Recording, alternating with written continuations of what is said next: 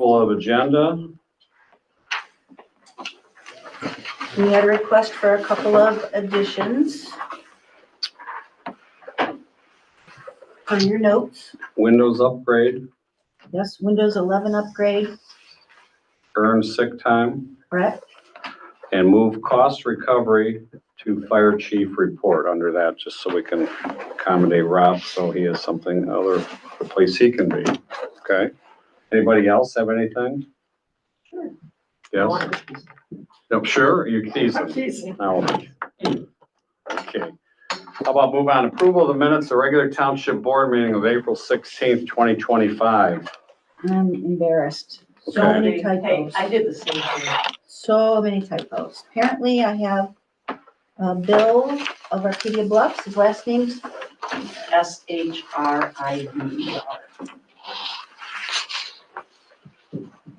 I've embarrassed myself in front of the Harbor Commission. I've misspelled Jim's name. Isn't it JM? Oh, I'm sorry. And Whatever. What I've else? misspelled Roger Berger's name. Okay, And where on your very last page, 1, 2, 3, 4, 5. We know what you were five, thinking. Huh? We know what you were thinking. From the bottom. It says PLYC. It should say PLYCBC for motion to accept or Lake Covenant Bible Camp. So okay. I was wrong. I would move with those changes for approval. Okay, is there a second?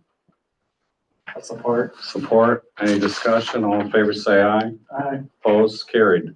Public comment on agenda items? Anybody? Going, gone. Thank you. Mr. Dance, you're up. Quick, Yes, sir. get off my phone. All right, we had our county board meeting yesterday. Normally it was gonna be a 6 o'clock meeting, but we did not. We changed it to a 9 AM meeting. And the reason was because we had a dinner last night that a number of the county commissioners were going to. It was not a big deal, but it was the one county commissioner, so I will let that go with that, just so you're aware if you hear anything. Sheriff came before us for a public comment aspect as far as correspondence and recognition, and as he does annually, we wanted to recognize first full week of May for Corrections Officers Week. And I can tell you, we hear continuously year in and year out the reports on the jail and how it's run from the state doing their inspection. They do a stellar job. They really do a good job. Also, Police Week is in May as well. And again, law enforcement, they don't get the admiration and respect from everybody that they should at times. And we've got a good crew, and we've got an outstanding sheriff, the youngest sheriff in the state still. We modified our closure policy. We cleaned it up just a little bit. And what that is in regard to, we had a power outage here 6, 8 weeks ago or so. And to cut it, it really hasn't changed it. So who gets together is whoever's the chair and whoever's the chief judge. So at the moment, that's obviously myself and Judge Thompson. And we correspond, and then he does what he needs to do and I do what I need to do. And we pull the plug if need be. I think maybe 3 times in 9 years as chair, we've had to shut down the courthouse. It's a very infrequent. It does not correlate with what you see at the school system. I'm just saying. You guys have generator? We don't have enough to operate Oh, at full okay. capacity. Just maintain certain things. We also appointed Tyler Dula to the Planning Commission, and I had a question in regard to that was because Tyler does not live in the county, but he was the only applicant. He's going to be a good asset because he's obviously has a strong background in regard to such subjects. But we researched that, and we could appoint him, and we did. We also appointed William Schreier to the County Rec Commission. And the reason these 2 vacancies were was we had the Youngs, Eleanor and her husband, both left and moved up towards Traverse City. So one was on the rec commission, one was on the planning commission. So that's why we had to do that. We also have a new jury board member, Bernard Topping. Library came before us with their annual report with Julie Secombe and 60,000 visitors in the library across the county. Thought that was a rather interesting number. And the foundation at the library in town, Ed, help me with the name of that building.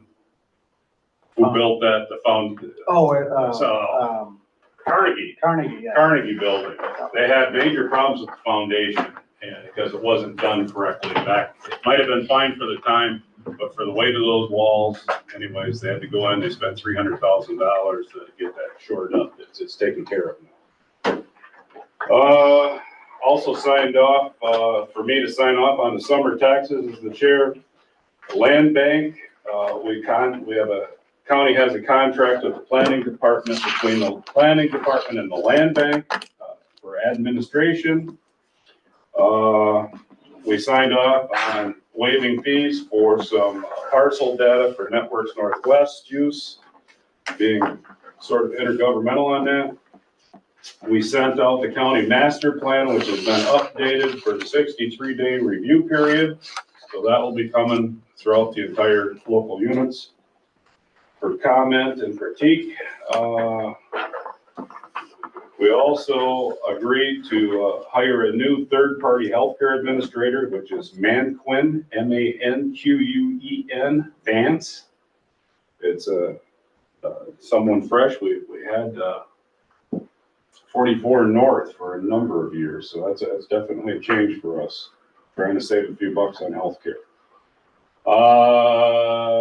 We had a person step down at the sheriff's department who handled the canine.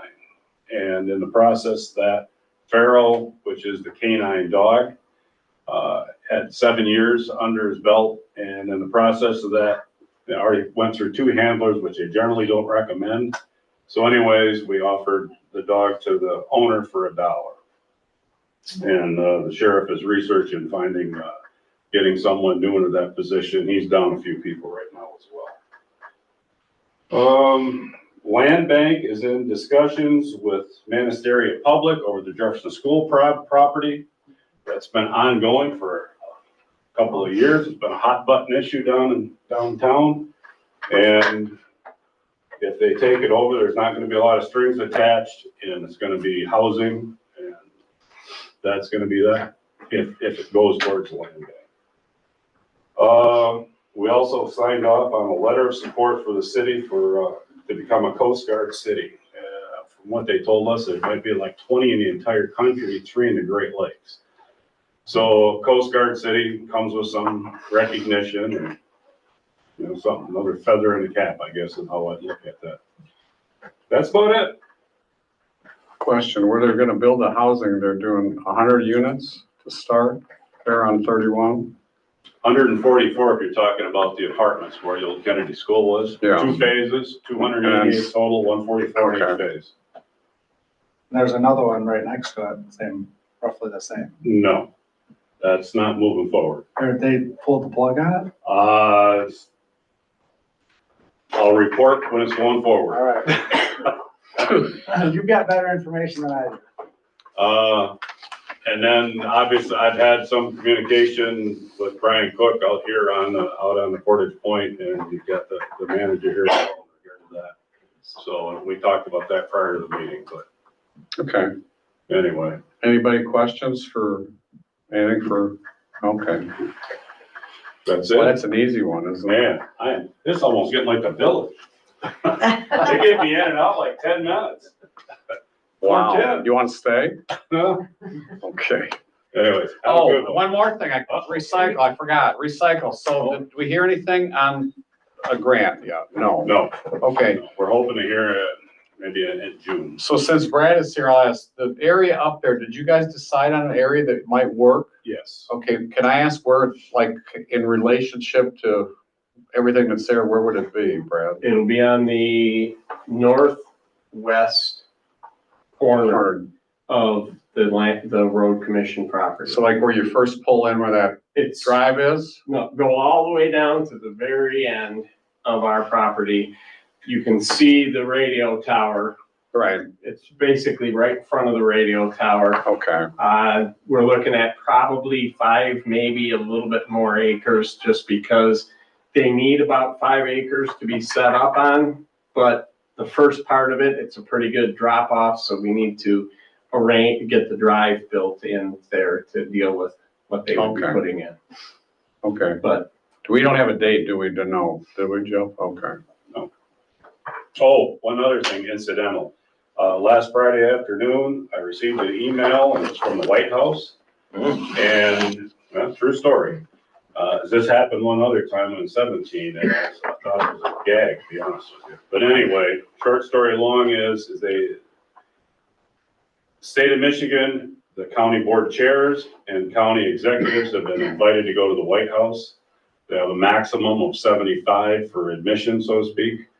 And that went out just to, like I said, the chairs and county executives first, and see how many go after that. It will possibly open up to other commissioners, but it's June 17th is the morning of June 17th. I'm going at my own expense. I figured, whether I get anything out of it, I don't know, but nothing ventured, nothing gained. If I don't go, I won't get anything out of it. Or I should say we as a county. Yeah. So I'm going and, I should be able to report back to you. In fact, I'm missing our county board meeting that day because of that. I bet you're sad about that. Well, actually, I schedule a whole lot of my life around when these meetings. No. I'm serious. I do take the job pretty seriously. Yeah, I know. Anyways, Thank you. all right. That's I'm it. out. You're See out. Thanks. Brad, welcome. You're up. Thank you for coming. no problem. Well, this past winter was very, very hard for us, just so you know. We ended up going about $500,000 over budget on snow removal.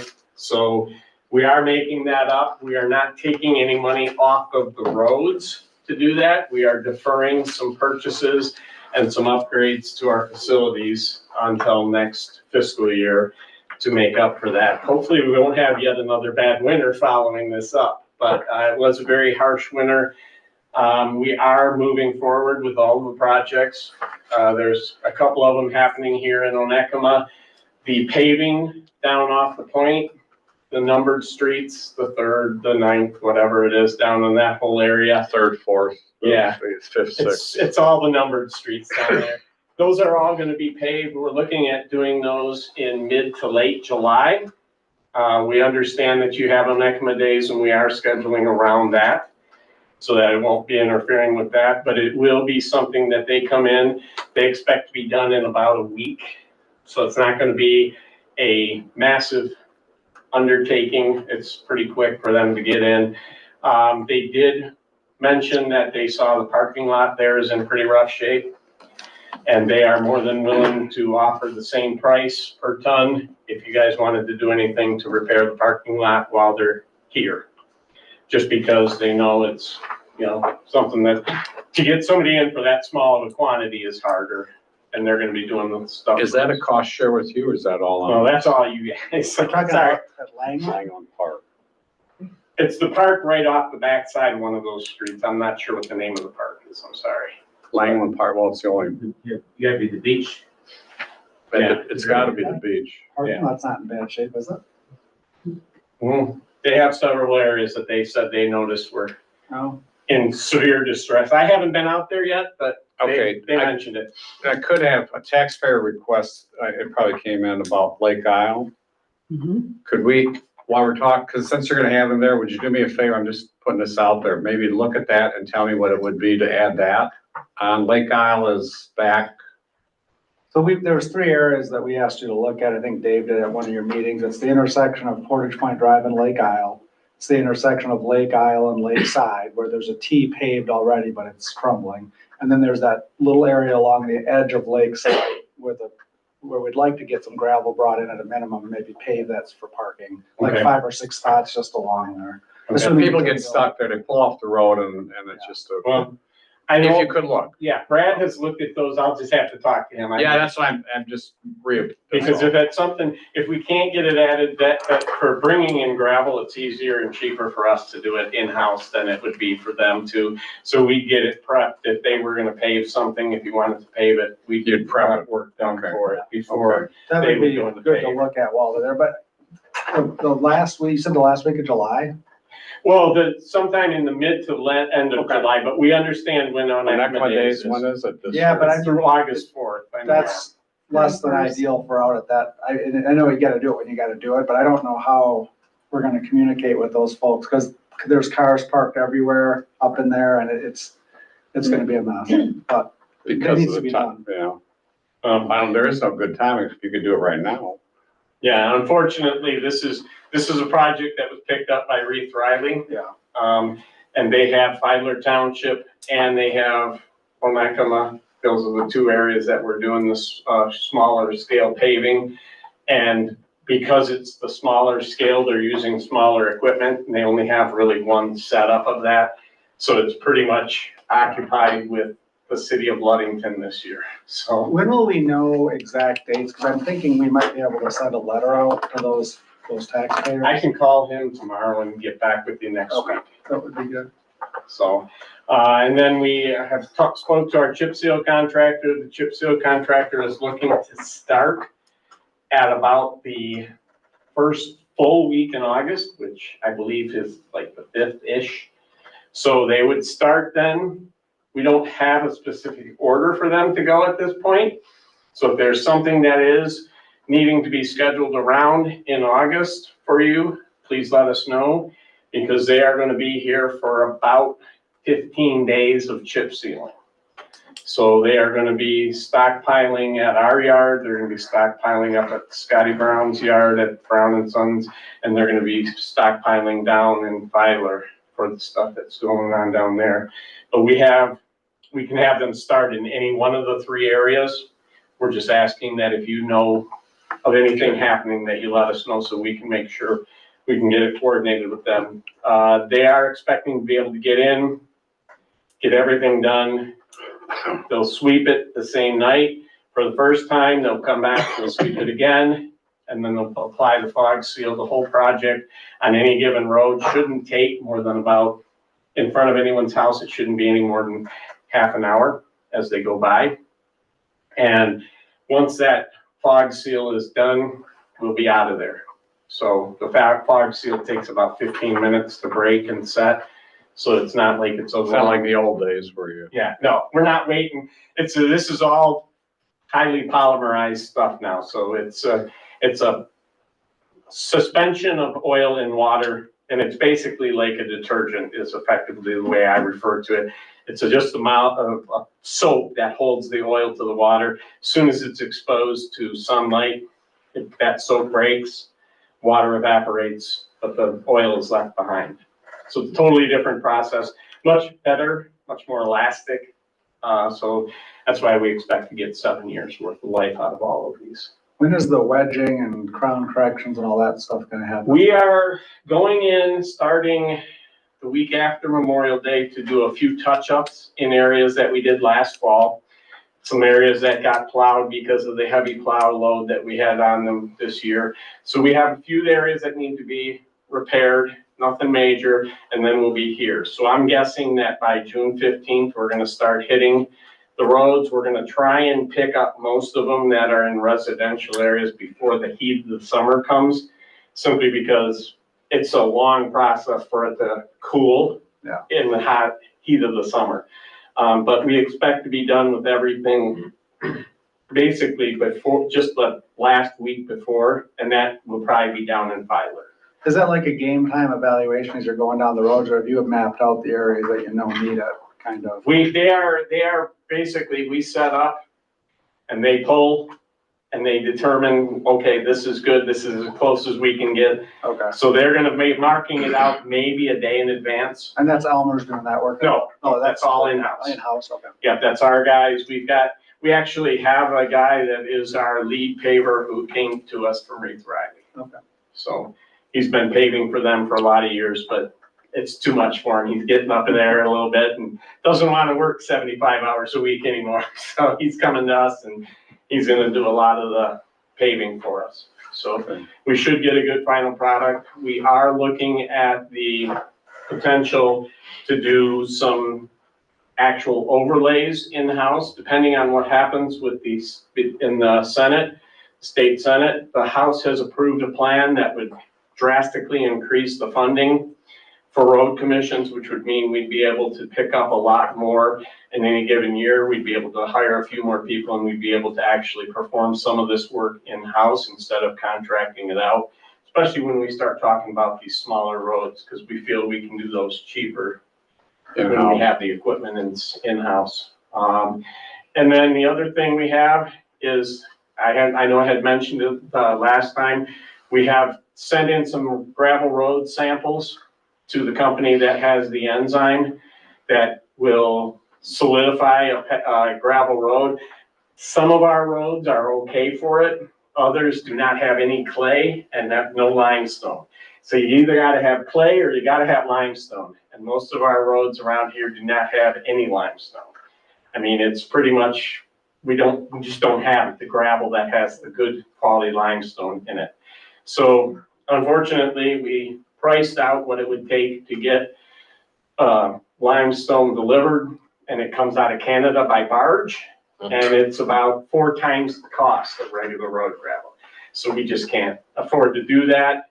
We do add clay to our roads. So when we start looking at new paving jobs or new graveling jobs, we are going to be definitely using it and putting enough clay into the mix to do it. As it is now, we still do have one good sample for sure. And we have a couple others that are potentially needing a little bit of clay added, but we're going to still do it this summer. We're just not sure exactly where until they can come back out and look at it with us. Do you know where, Good pilot. you know where 11 Mile fits in that at all, or did you do a sample on that? We did do a sample on it. I don't know if that's the one that was good or not, but I will find that out.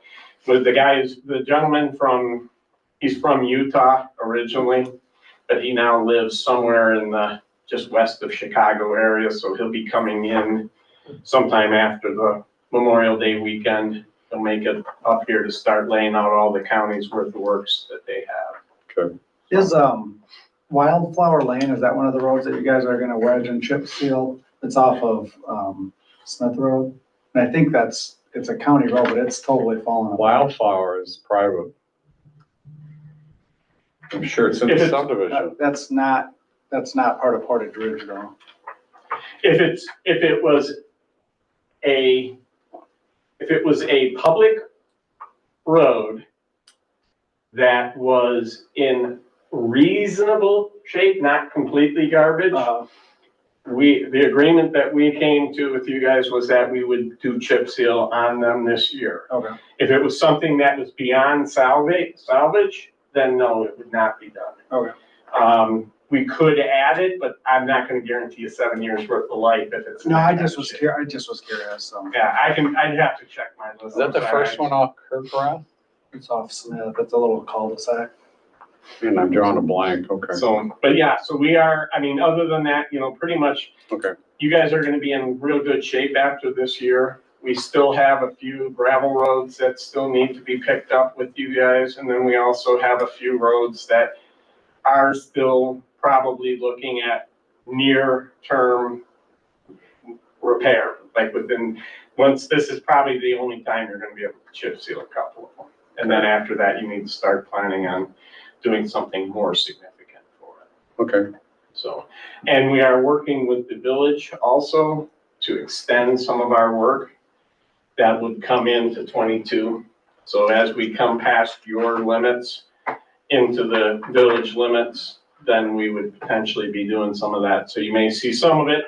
Don't worry, you're not paying for it. This village is paying 100% of that. They're paying direct to the contractor. So. Yeah, because they don't cost you. Question for out here, did you hear anything? Now what happens, because they lost 2 rain days, so will they have them work on Friday, or they'll take No. Friday off because of the No, holiday? state will not allow on a federal aid project, you're not allowed to work on a Friday or the Monday. Okay, So they have to be shut down no later than noon on Friday, like cleaned up off the road, everything. My understanding, because they were supposed to move from here to River Road, Oh, okay, yeah. and because they are not gonna be able to move next week to River Road like they had anticipated, they just today put us off till July 17th to start. Because now they have another project that's bigger up in Leelanau County that they have to have done by a deadline. So that's where they're moving next. And the reason why they didn't get further along is because apparently they had problems up on the parkway. So, in Traverse City. Where they're doing the roundabout up there? Yes. They had to do 5 traffic pattern control changes in 11 working days to build that roundabout approach and everything. So that took them much longer than they thought, and they needed 2 crews to get it done. They worked 24 hours a day for almost a week. So I feel sorry for the people that live there because they were not sleeping for almost a week, but they did get it at least somewhat caught up to speed, but that's just a bad situation. Their traffic. Well, I think if they would have had through these 3 rain days, they'd have been done, actually. They would have been close, for sure. They still have some shoulder work that needs to be done for the entire project, but Okay, they would have been close at least with the paving, okay. so. Other than that, we're gonna be continuing on. We have started brining. Obviously with these rain days, we can't really do anything. It's good though, because it does get the moisture into the ground so we can churn it up a little bit and get the brine down. We have just got the final approval on the last 2 wells that we used for brine. So we got the final approval on those. So we're good to go now with all of our brining for the summer, and we're gonna be hitting it hard. We got 3 trucks that'll be running starting on Tuesday after Memorial Day. We'll get everything with three guys going to catch up. Okay. Unfortunately, Eagle takes forever to get approvals. They take forever on everything. We know that well. Meeting tomorrow, Yes, what time? it's a closed session. I mean, you can come. Oh, but it's closed. It's just gonna be an individual. I mean, you can come in afterwards, to see what they decide, but we're going in for an attorney meeting first. Okay, And that's gonna be the majority of the meeting, then they're gonna come out from that meeting and determine whatever they determine and make the decision at that point. okay, But we have our attorney is going to be dealing with us for the first probably 40 minutes, 45 minutes to go over all the issues. okay, They weren't satisfied with the permit, and we're not satisfied with their counters right now, so we're going back and forth. It's gonna be a little bit yet before we know for sure exactly what happens. okay. There's still, it starts at 11? It does start at 11.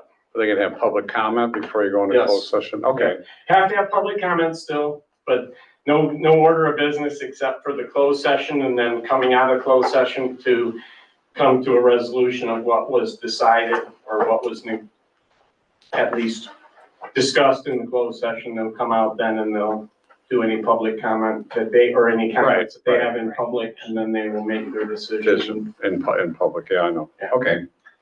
Thank you. Anybody? Go ahead, I have Pat. a quick question. So Brent, Emerald Ridge is gonna be done, do you think in August with, The chip sealing will all be done in August. okay, So the prep work will be done before that. all right, I don't know, we don't have an exact order yet, okay. simply because, a lot of it, we get into different areas, and if we look like, hey, we're gonna have good weather until noon, but it's gonna start raining, we're gonna pick smaller streets to work on until noon and then Okay, get off of them. But we're just gonna go through, and we expect it to be roughly a month for the entire township. okay. And we should have all the prep work done, so we want it, it'll definitely be done before Onekama days. We know that, and that because right after that, we're gonna come in, and the chip sealing is very, very fast. I mean, they come through, spray it, apply the stone, you wait 15, 20 minutes. You allow traffic on it for 8 to 10 hours, so it'll be swept either that night or the next morning. Then they'll come back a day later and they'll sweep it one more time before they let it sit, get the traffic, beat the stone into the emulsion.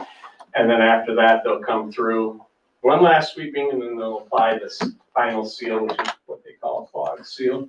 And that's what kind of glues the top layer back together and puts a nice waterproof membrane on the top. Who's the contractor for that part of it? Pavement maintenance is doing all of the chip seal. They're out of Imlay City, which I'm not sure exactly where that is, but it's somewhere in the Saginaw area-ish. So, but they've done work for us in the past. It's been several years. But the contractor we used last year was offered a contract for basically 3 months worth of chip sealing.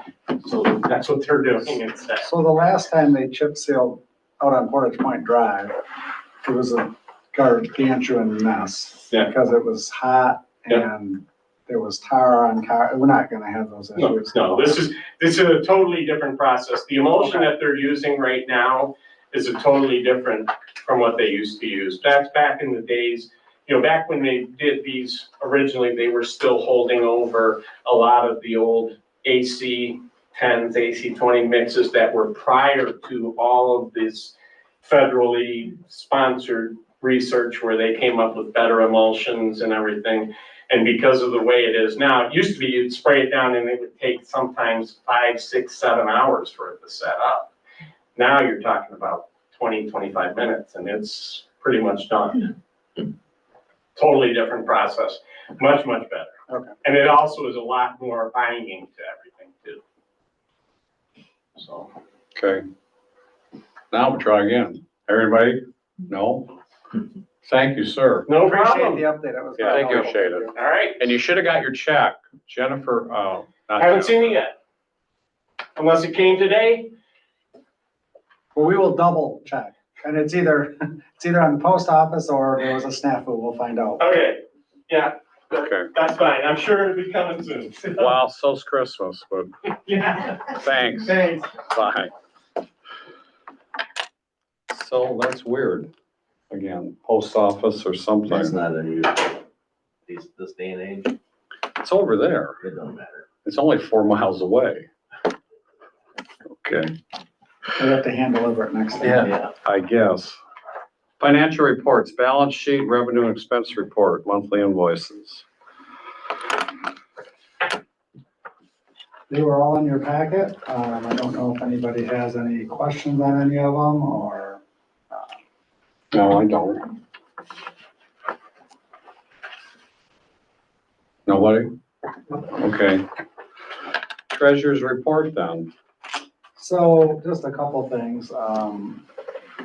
Investments are still holding their own because the Fed has been kind of neutral on interest rate decreases. So that's good. Going to be working with Jennifer to get ready for the year-end visit from our CPA, which is scheduled for June 9th and 10th. They do a kind of a mid-audit look at the books because we only have an audit every 2 years. We're all settled with the county on the property taxes. You're getting ready for the new summer taxes to go out. And then we're gonna put at least a tax newsletter, hopefully, in the tax bill. So if there's content that you want in there, let me know. And then we're also gonna be maybe getting some information for another insert from the invasive species and whether that's, we can put in 2 double-sided pages, so whether it's 1 or 2, we'll have to see what it kind of looks like. But it's always a good way to communicate with the public. That's all I got. Said, okay. Clerk's report. All Jennifer. right, so the election went off without a hitch. It was essentially a very quiet day here at the Township Hall. I believe we had 39 people vote in person. Everybody else voted absentee. We had 238 votes cast total. That represents 17.2% of our electorate. Of that, women voted about 20% of the turnout and men voted just under 15% of the turnout. And the seasoned citizen group was the highest voting demographic that we have for that.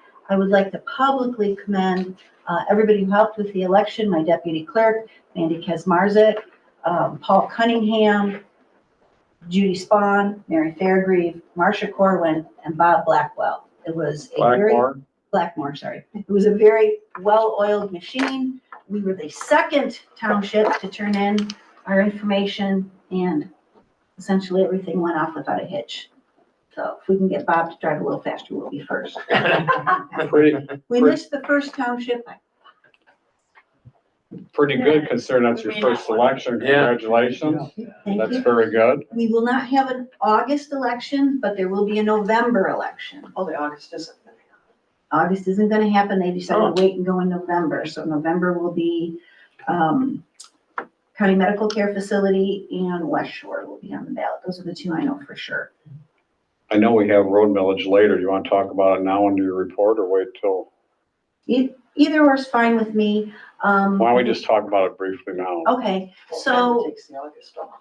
our road millage expires in December of 2025, which means we will collect for 2025. According to the Michigan Township Association, it's ideal to ask for a renewal or an increase the year following the expiration. So we could take a bite at it in August, and if it didn't pass, we could come again in November. And if it passed in November, there's another little hoop you have to jump through. But otherwise it would go on the December 2026 taxes. Question for the board would be, are we asking for a renewal or a true increase? No, just a renewal. Just a renewal, okay. I would think, that's my opinion, but. I mean, with them doing all this work, this year, I think we're gonna be good for a while, and I think if we've got some bigger projects, we'll be able to save up. Well, such as he said, he's Right, yeah, got he 2 roads in mentioned that. mind, and they're gonna need money for that, so, I mean, they won't do it without our help. Yeah, I think just renewing it is fine. I think it's been well received. I think it's not overly burdensome, and I think our roads show that they're in better shape than a lot of the other townships. So I'd like I'd to agree with that. continue on I that agree with path. Okay, well then we could decide on that verbiage. In November, well, next We year, can this decide on year. it anytime. Yeah. We Okay, can go to 2026. okay, We can do that. We won't have an additional charge because there's statewide elections that year. If we were to try, let's just say we decided, oh no, let's put it on the November ballot, then we would have to pay a partial for the cost of the election because that's considered a special election. well, and if it doesn't pass, I guess you get another bite at the apple in November. If it didn't pass in August. I'm saying if we wanted to put it on the November 2025 Oh, election, 2025. there would be a cost to the township. But if we wait till It's 2026, nothing. we get to tag along for free, as it were. It's another selling point for next year. Yeah. No extra money, okay. Speaking of elections, I don't know if there, 2 years ago, before all the election law changes went into effect, there was a big push to do election consolidation. I mean, it almost got over the finish line, but then didn't. Is it like radio silence on that now, and nobody's pushing for that? Not heard boo on it from any sources, clerk's blog, the municipal township. And Manistee Township's still going to go ahead for this early voting and have it down there and going forward. Have you heard anything different? What I've heard is that we'd like to get rid of early voting, but I don't, No, I know that that that's all part I've of it. heard. Let's Okay, get rid of it. but Manistee Township hasn't bailed from the standpoint of hosting the thing yet, or said, okay, well Now, done. they haven't enthusiastically endorsed the idea. I No, wouldn't say that, but Okay. there's been no chit chat about it. okay. Very good. Anything else? June will be training palooza for your township clerk. So I have the 2 training sessions that we already talked about last month. And then this one that I've signed up for at the end of June for earned sick time and cemetery challenges and solutions. So I'll be going down for that. That's a 1 day, Don't go in. down and back. Okay. I don't know if we need to, is consensus all right if she attends this?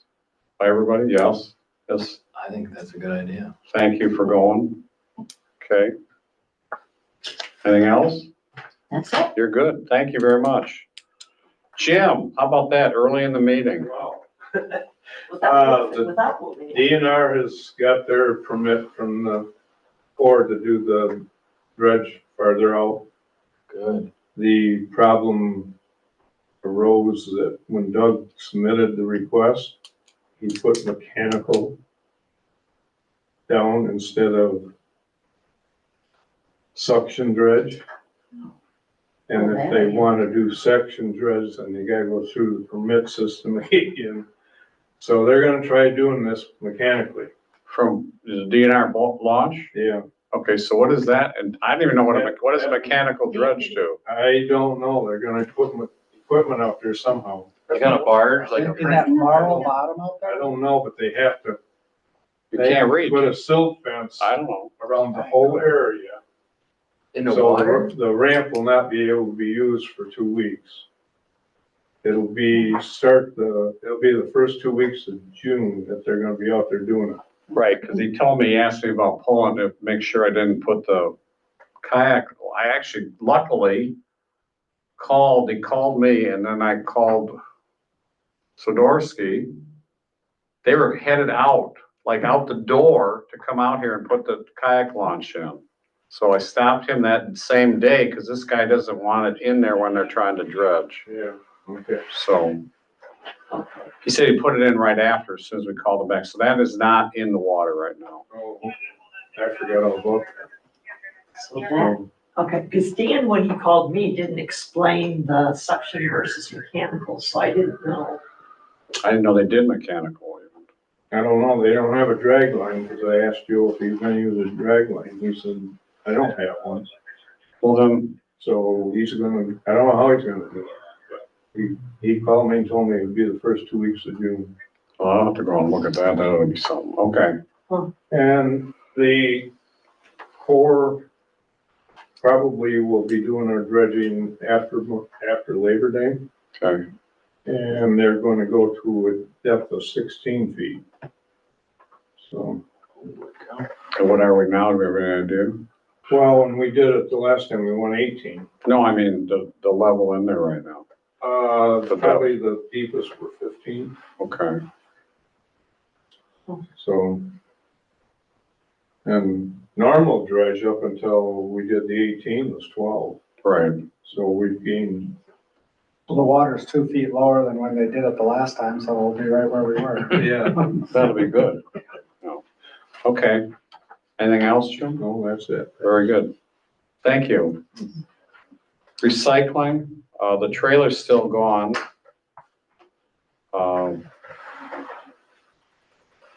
I'm just gonna bring this up. Do we want the trailer back? Or do we wanna not have the trailer and have more containers?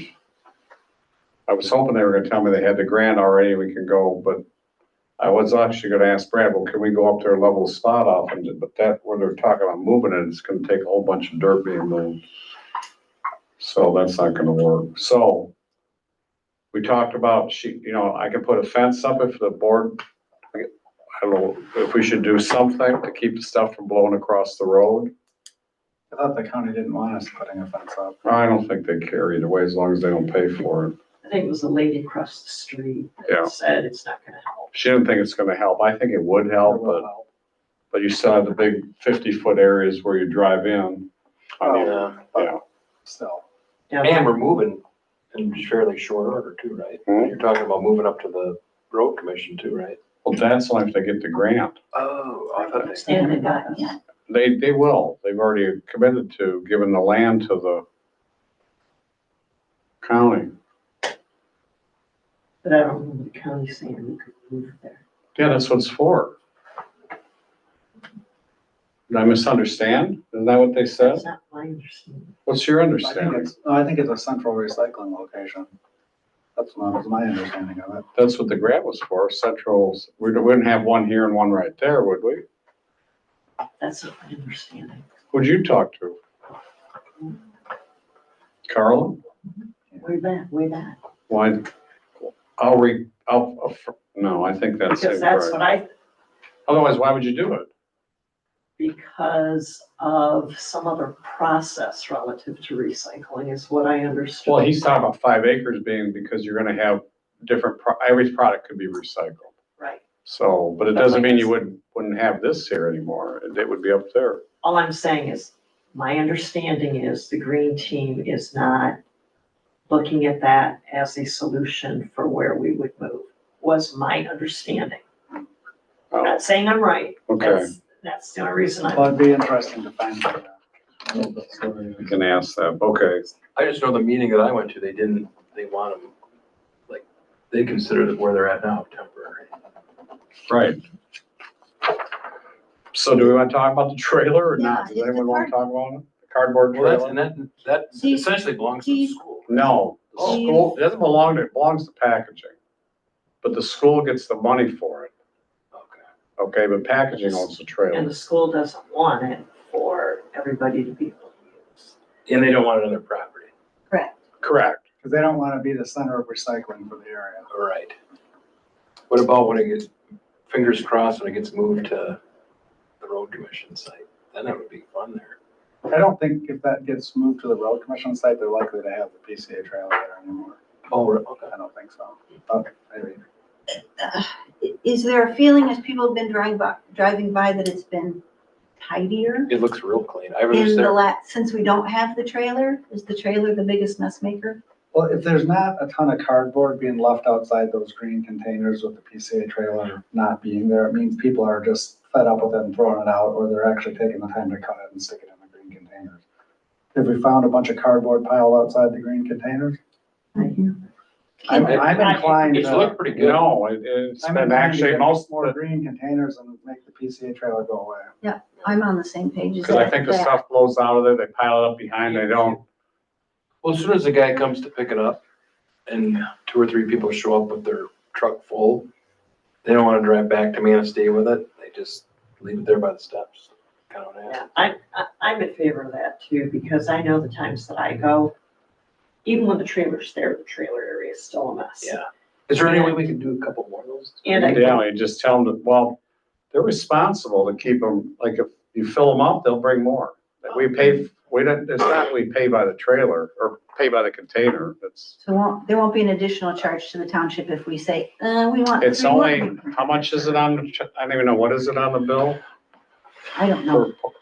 $16? I can't remember, it's not a ton. I think it's $16. Is it up to Carla to say, yes, you get more, or can we ask, or do they have to monitor it more to make sure? I've already talked to her about it, because I asked if they had specific cardboard containers, and apparently that company doesn't. They said, just put it in the, I said, okay, so I let her know. Hasn't been a problem yet, but we also don't have the summer people here yet. That's not gonna be enough trailers for the summer, if we give rid of the cardboard trailer. Probably need 5 more, which, yeah, you can get. I just wanna know how what everyone feels. Do we try the trailer back and go through that mess again? I don't, my personal I opinion would is like to no. say no. No more trailer. I agree. Let's investigate and see how many more of the green receptacles we can get. Okay, And I think, isn't PCA, they got another, week or 2 of shutdown? she'll just till the first week in July? June, June June 6th? yeah, something like 6th, so they that. wouldn't be coming back till after June 6th. So it's a ways off yet too, so if we had a chance to get a few more green containers in the meantime. Not in the meantime. We're saying goodbye to the trailer. No, the green containers. containers, Right. a couple more of those. And they do have that really big slot at the front end where if you did actually, It's easy. yeah, you crunch your cardboard down or cut it down, you can put a big box right through that, it's a slab about that wide, maybe 5 foot long, so. It's really easy. Yeah. Okay. Consensus, then I don't need a motion. I'll call Carla and, okay, that's fine. I would say, and let the school know too, I mean. Okay, can do that. Parks and Rec, Vic. Okay, well, the agenda for April is out on the website. The May 30th agenda is in process. Minutes, March is on the website. April, we're still working our way through. bylaw discussion. Remember several months ago, I think it was before Jennifer was here, we had this conversation and, Yes, we did. okay, and so that needs to be finalized and signed, but before we do that, what about last month's discussion about changing the membership from equals 9 to minimum of 9? Athletes or whatever. Yeah. Yeah. So if we could find that old one, then add that to it, it would be great. We already have an applicant for greater than 9. I'll get with you and make sure that we've got all the changes that you guys were, because I totally dropped the ball on that, so I apologize. And I gave you our changes in invasive species. Or you've got a memo from last month on it, because it was part of our agenda. All right, But I can tell you I'll get you that. And then Ed, did you get the event schedule that is possibly gonna be included in the tax mailing? I don't think I've seen anything yet unless I missed it, so I'll double check my email again. Okay, I took out, I think April, May, because you wanted only June and July, or? maybe- Yeah, because it's not gonna go out till the end of the month, July 1st, so. Right, okay, so I only included July, August, so if you didn't get it, let me know, because I thought I sent it. I know I made the changes anyway. As you all know, we're well into the event season. There's been bird walks. There was the Onekama School Day of Service. They did a bunch of tree plantings, trash cleanup, and a bird walk, and a real nice collaboration between the Conservation District, the school, and Parks and Rec. So that worked out really nice. The parks cleanup was on the 10th, lots of participation. As you probably saw, a nice article in the Manistee newspaper. There's been a school field trip, which actually was today. Had to go inside, and as the schedule that's posted on the site says, it's a pretty aggressive schedule going forward. I put together a spreadsheet based on what you had sent, trying to get all the vendors at Parks and Recs into some sort of order, when we're gonna bid it, when we're not, and if you have any input on that, would love to get your feedback on I it. glanced at it, but I haven't gone through it, so. Yeah, we can- it's just that, trying to add some formality to things, so. Langland, the ADA walkway went in today. The existing one that we own, on the new sections, they will be put in on June 2nd. The winter blow sand is still in the parking lot, and I think we need to figure out who's the right connection, because it's my understanding that, the road commission came in every year springtime and cleaned all that out, but it wasn't really an official duty, it was more of a favor, so maybe Dave, you and I can talk about that off the side. How much sand is there? There's always a bunch. There's a pretty good pile there, yeah. Yeah, it's by the bathroom. They were able to squeeze the dumpster in between the bathroom and there, but it's a pretty good pile on the north end. We'll just push it back down on the beach. Yeah, I'll call the eco guy, he can help. Bathroom opened on 414, dumpsters in place. At North Point, we're getting a bunch of quotes for that irrigation project, because the quote that we got came in pretty high. And I was yelling at Gene today for the kayak launch not being in. Because I shouldn't have noticed. No, I wasn't really, but who did not want the kayak launch in? The guys doing the dredging. Yeah. Okay. They thought it'd be, Figure that out, because I was pushing. they thought it'd be in the way, and they probably would have, especially if they were doing a mechanical thing now, it'd really be in the way. All right, well, They're probably gonna have to need to back a truck up communicate there that somehow or somehow. another, but we'll get that figured out. They have a payloader that runs in the water? I don't think so. I think they put an excavator on a barge. They do? Yeah, they. I watched them do that. Yeah, They have- they were the really long. Not here, but I've seen that happen. Oh, wow. How they do it, same. Yeah, that's what I'm. Ben, just so you know, we do have that up on the homepage under news updates, that the DNR/boat launch, kayak launch, because of the dredging, won't be put in until afterwards. Okay.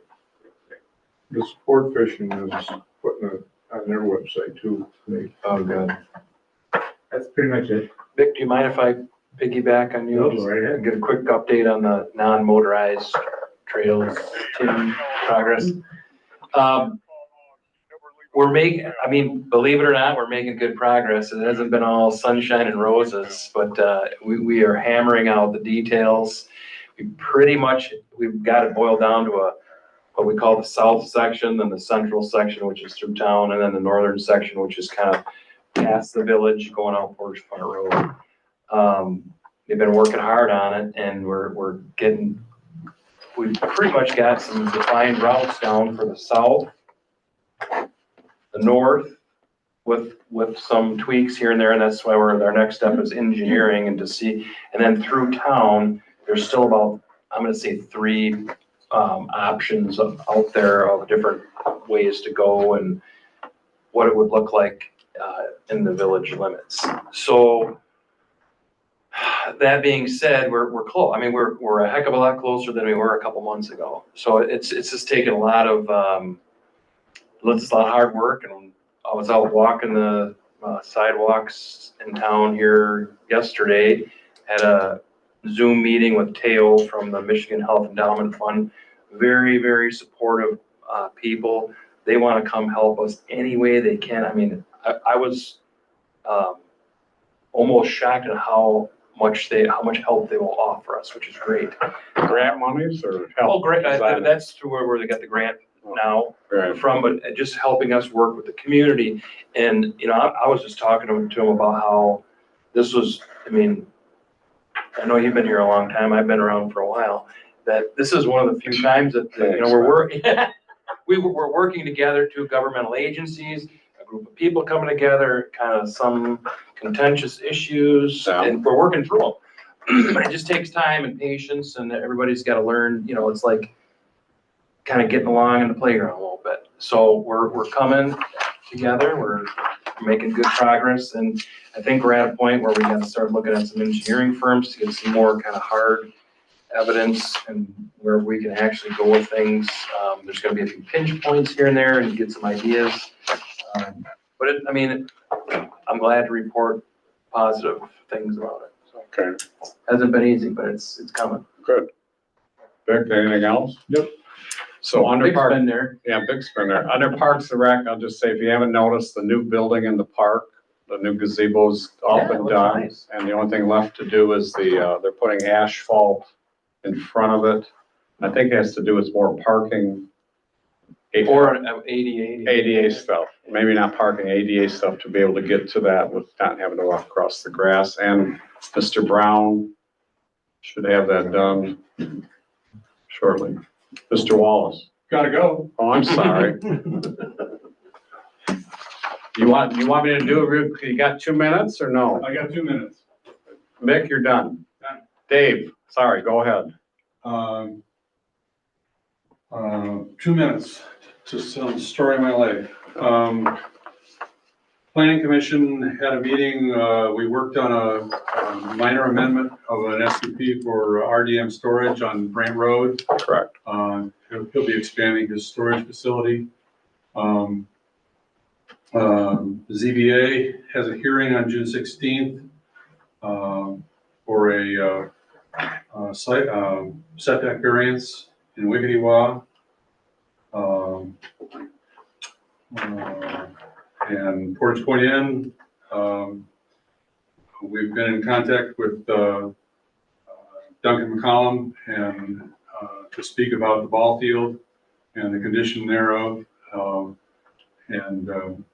I spoke with him today before this meeting, and we need hard dates for when the dumpsters are going to arrive to start getting rid of that junk off the ball field. Told him I am not concerned about the sheet pilings because we know they have a place to go. And the boat storage trailers, those are part of the special use permit. So they'll stay, but the floating dock sections, the cement pavers, many of which they don't need anymore. And I said, I bet somebody loved those for their landscape garden. And you just somehow let people know they're free. They'll haul them away for you. And I bet they would. but there's also a storage pod there. that's owned by somebody who's building a house out there and just needed a place to put their storage pod. And I said, well, why don't they just put it on their lot? I guess that wasn't, but then there's a construction trailer there and a dump trailer there. And all these things are not meant to be there. So I think the plan is at this point that the code enforcement officer will be going out there on June the 19th. And we better see some progress. Okay. We still have to work on, which you know, the whole special use permit, because he can't do some of these things, especially in lieu of the sewer not being put in place. And I had a discussion with them today. I'll double check. That'll be on me for the sewer with the village. But I don't think I think he's basically gonna have to build his own. Which he's already worked with Nordland Correct. to get engineering studies done of how he could put in a private sewer. Right. I think, so we have to revamp probably the special use permit to reflect that, because I don't think if the sewer plant goes in where the building was supposed to go, that building's gonna be a quarter of the size, if any size there, if there's even room for a building. Dave, as long as we're getting the code enforcement people involved, I think they ought to be looking holistically, not just the ball diamond, because I suspect there's probably some code violations at the main site, particularly where they've got a hole in the ground with unsafe plywood over the top of it and they need to look at the whole site. I understand they're gonna revise the special use permit, but it would, since we're out there, they might as well give us their full gamut. And maybe there's some of it that we just don't care about right away because it's not that material, but I'm sure there's violations on the rest of that property as well. I'll ask Mike to do a walk around. That same muzzle refer back to, so the DeVoe issue, so he's gonna go out there same time and look at both things. We're gonna look at everything at once. Yeah, so. I'm up to here with DeVoe. I'm ready. We need to hire Lowe's and put up the fence. It's ridiculous. He's only got 4 sections though. It's time. All right. Thank you. Bye, thanks. Vic, were you done? By the way, I cut you off. Okay, well, I'm just making sure you're not mad at me. So. A lot more, but. You what? No. No, you don't. Rob, you're up, sir. All right. We got your report. Report's in the packet. If there's any questions on that, I'll try to answer them. Pretty straightforward. I think the highlight on that thing really is a career day that we did in Onekama schools. That was very well received, well attended by agencies around the county and the state. And the school is reporting back that they observed more interaction with that group of people than the whole rest of the week, so we did some pretty cool toys, so. How many people are we down to now in the department? Down to 9. So, I think when I started, we were up around 24. Oh my God, 15 years ago, whatever. Oh, yeah, it's like, And that's just it's alarming, but it's also a national number that's tracking. Yeah, you're telling me people sign on and maybe stay a couple of years instead of 20. So that's what another thing I'm involved with, but that's one of the numbers that are tracking, by the Manistee County, the state of Michigan, and then nationally, the numbers are all tracking about the same. More people leaving the profession than coming in. So it's gonna be a huge problem here in the next 10, 15 years. I'd say we're really gonna start feeling the potential of some changes, so trying to be a little proactive at that in Manistee County with some other thought process. Tell us about the fire out on Portage Point. Well, it was big.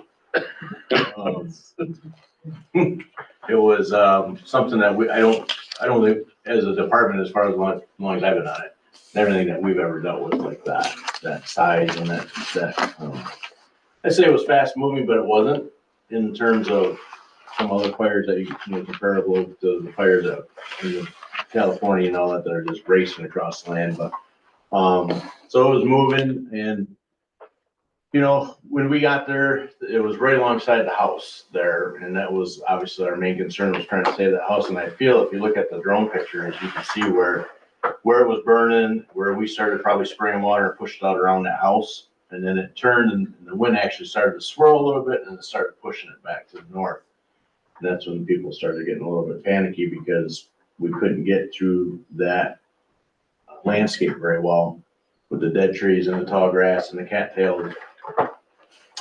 So in order to try to stay up with it, we weren't able to do that.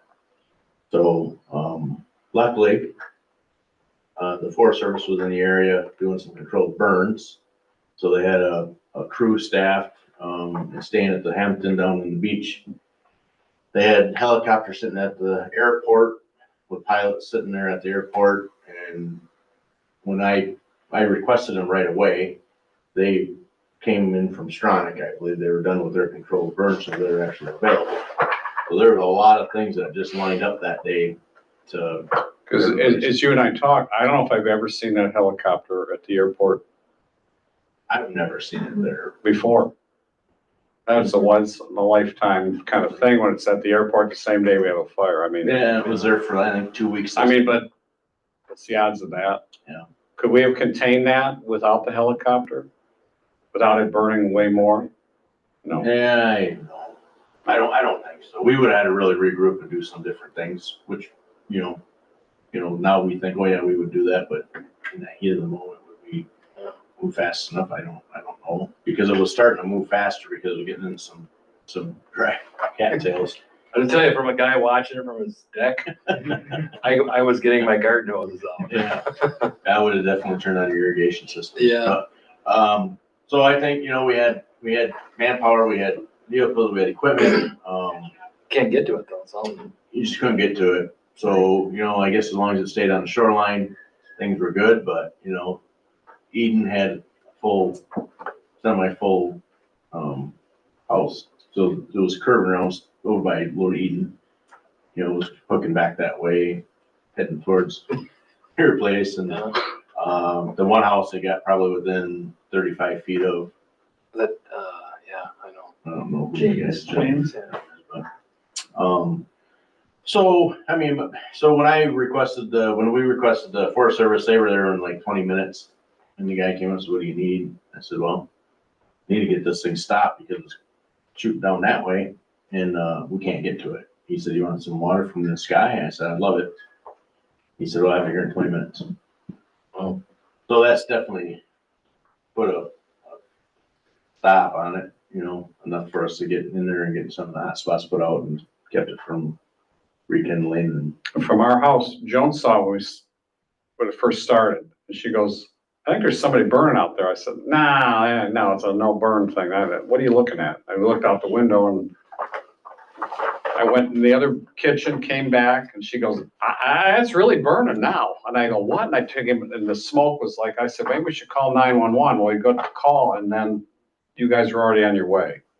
She heard the sirens. I said, well, you don't have to call anybody, but to watch it from our house, like it started here, by the time the end, it went all the way across the room, and we were looking out 4 different windows over. That's how much it had moved. So yeah, it was pretty impressive when I come around by the Glenwood when I could see it. yeah, it was pretty. I kind of had a moment of, That's not good. this is gonna be big.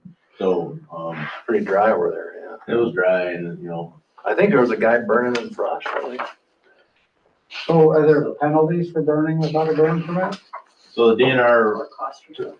yeah, Oh, there you go, DNR, yeah. DNR took care of that, on the illegal burn permit or citation.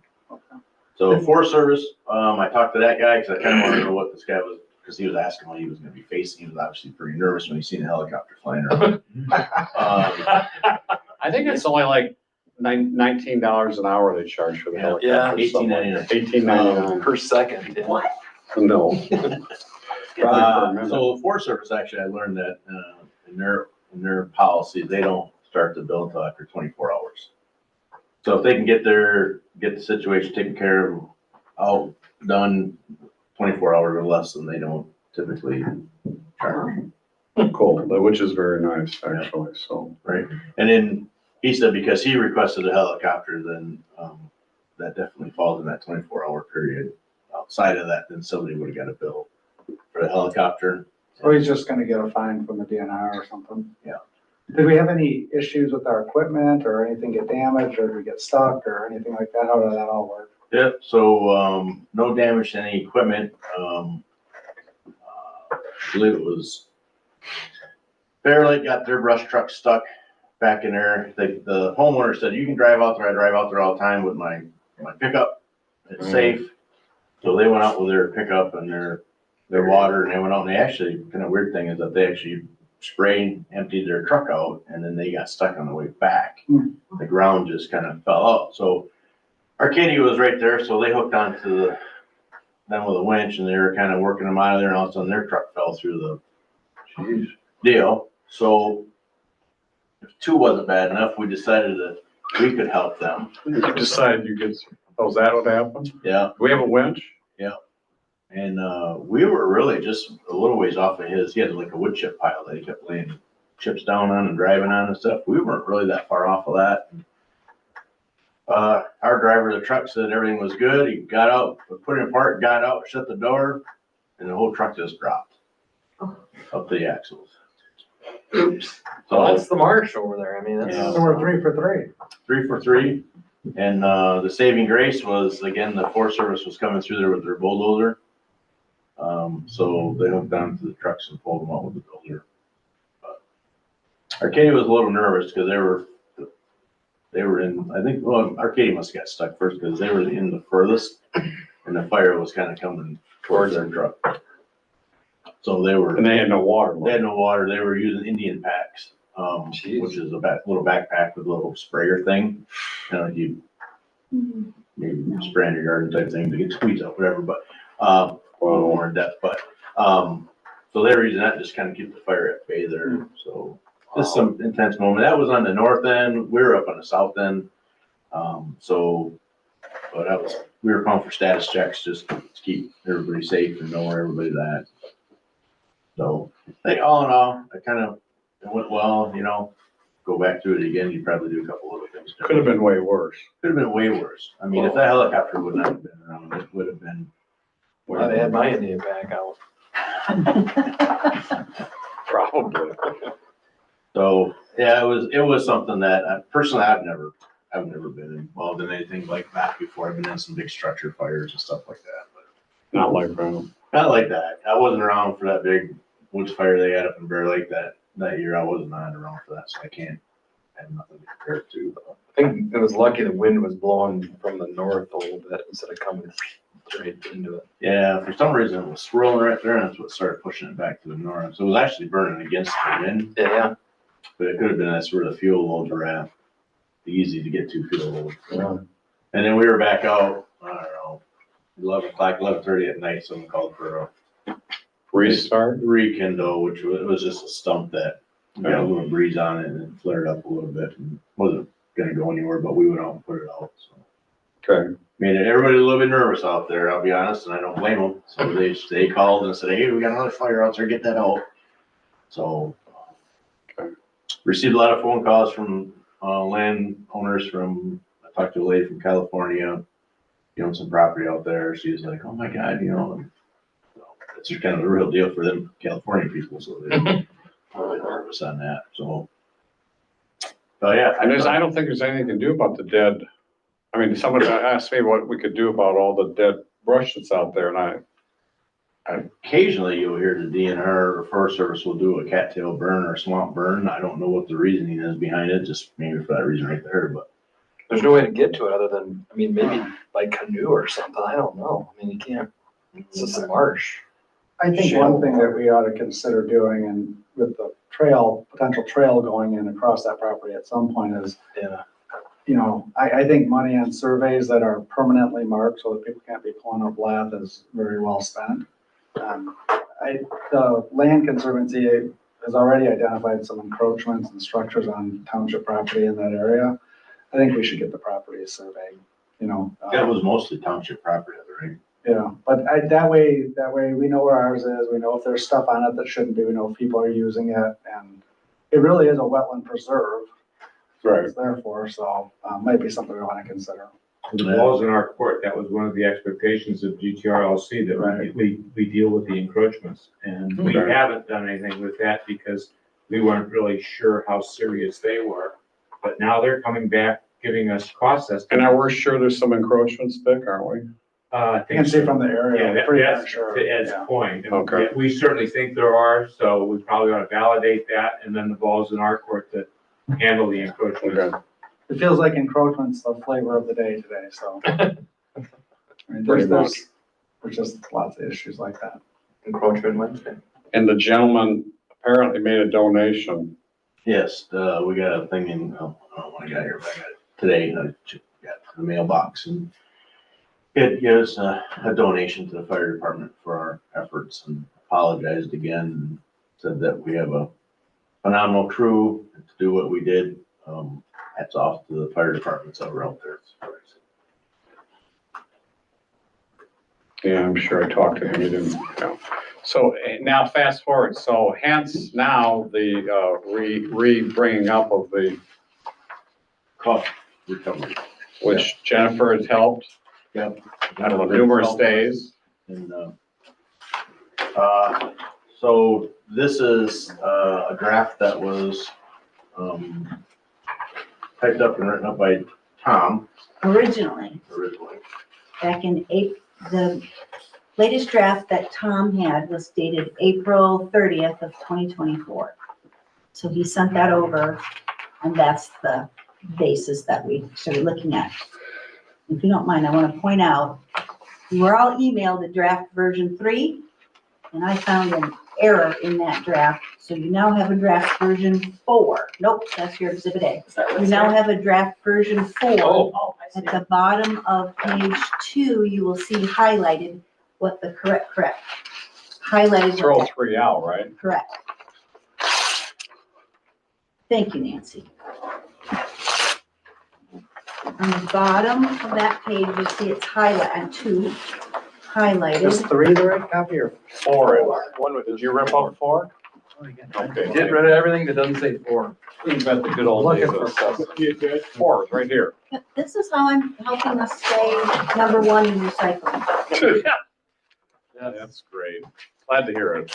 You don't want to be number Can I take this two. to the trailer? At the bottom of 2, you'll see a little bit highlighted, page 2, highlighted. Oh, The goal resident. is for this ordinance to apply to residents and non-township residents. And in version 3, it says just non-township residents. It needs to apply to township and non-township residents. So that's the correction from 3 to 4. Okay. Everything else being the same. Correct. Okay. Back to you, Chief. Yeah, so we would like to put this into play in the ordinance. It gives us some protection. It gives us a pretty inexpensive insurance policy should something happen to where the township potentially could get a bill for services. For instance, let's say I requested that helicopter, right? Forest Service wasn't around, I made that call, said, hey, get it coming out of Cadillac or wherever it's at. That bill would go to the township.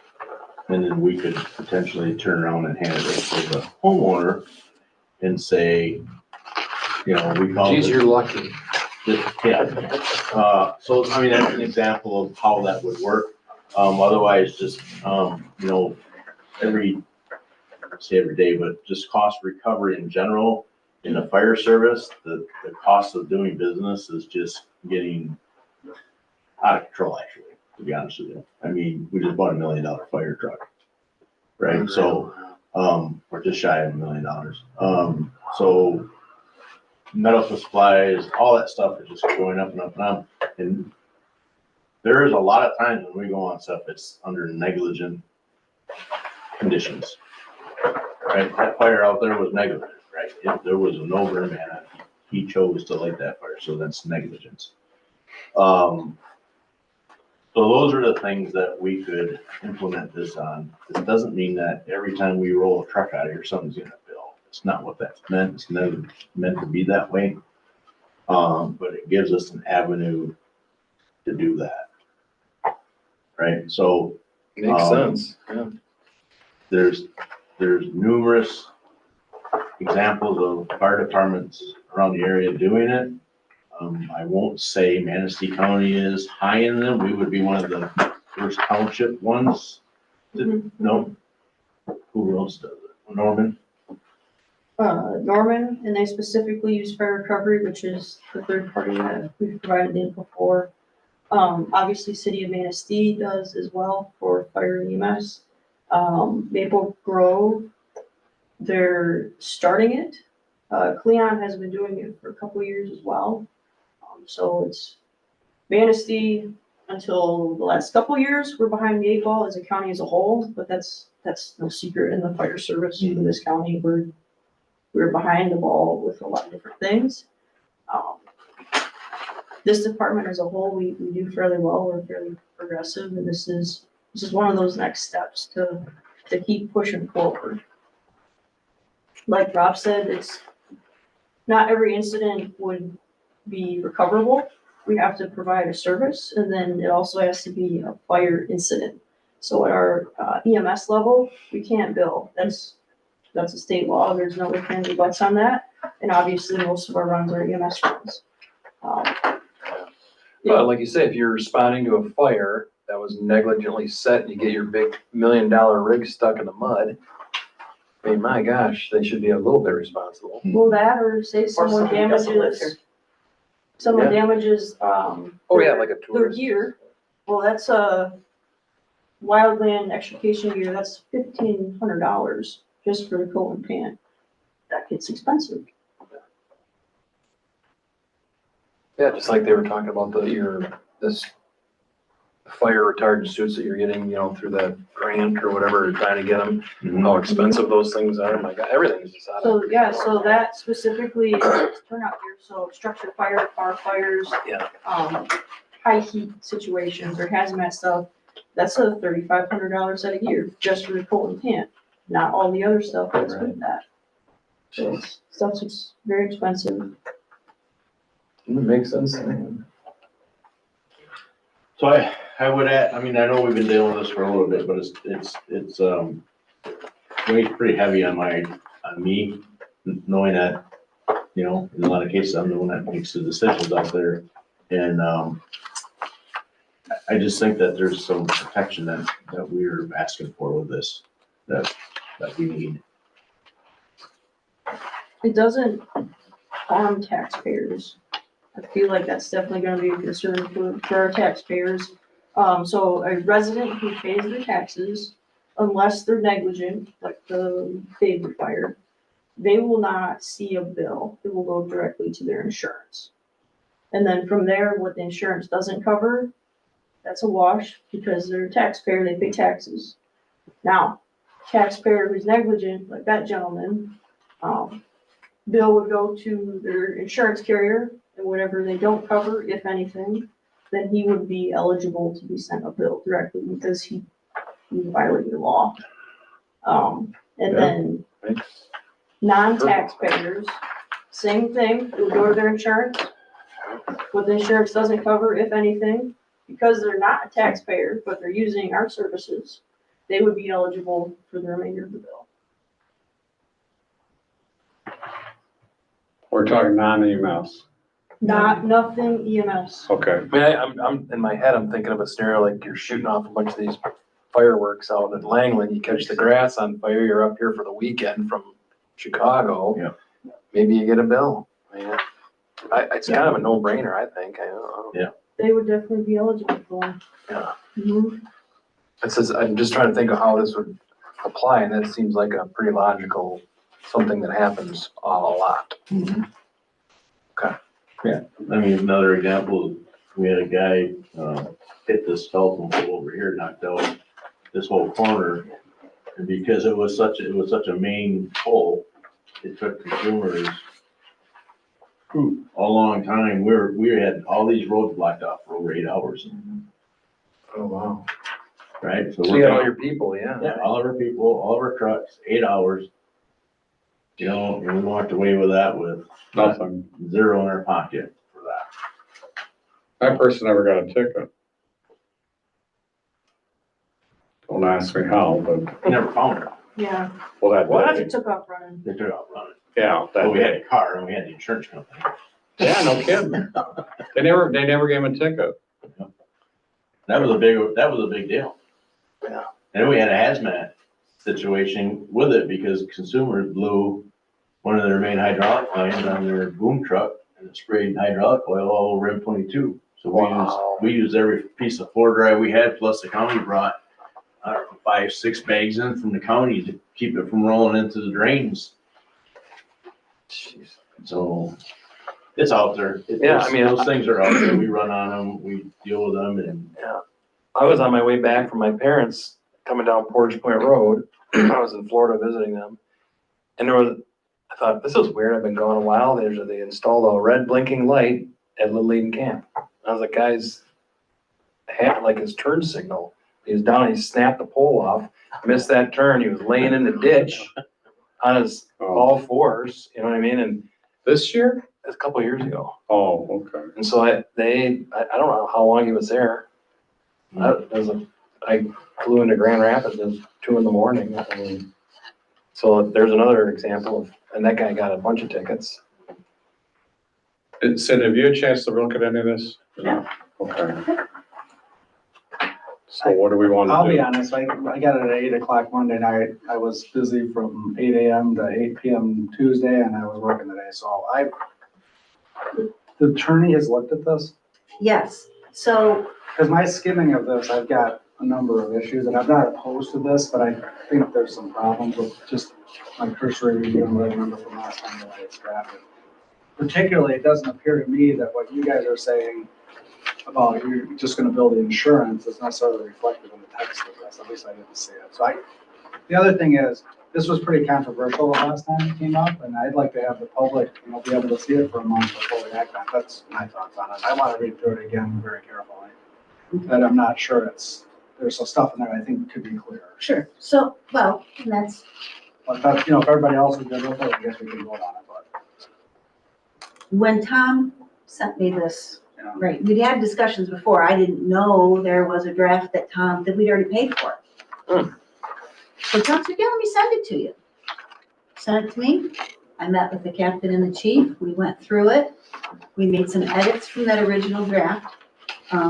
And for example, for the public, for example, in the original draft that Tom worked on, there was verbiage in there dealing with hazardous material exemptions for railroads if there was a fire. We don't have a railroad in Onekama. We took that out. There was references to the fire department being able to provide standby services for for-profit events. They don't have that level of licensure. We took those phrasings So out. can somebody explain that to me? What do you mean we don't have that level of licensure? At the medical first responder, the MFR level, it's the base EMS level in the state of Michigan. So, there's different levels. At MMR, we have, basic transport and an ALS Right. transport, right? So anything under a basic transport, we can't bill for. So first response, we can't bill for that. But you're saying a medical standby at these Correct. events? Okay. Yep. And So- but you use the term specifically for profit. Do we sometimes do that for football games and stuff, which obviously isn't for? We don't profit? charge. We do that anymore. We wouldn't charge anyway, right? No. Okay, that was just. The fairgrounds would be maybe some for demo derby, but we didn't charge for that, did we?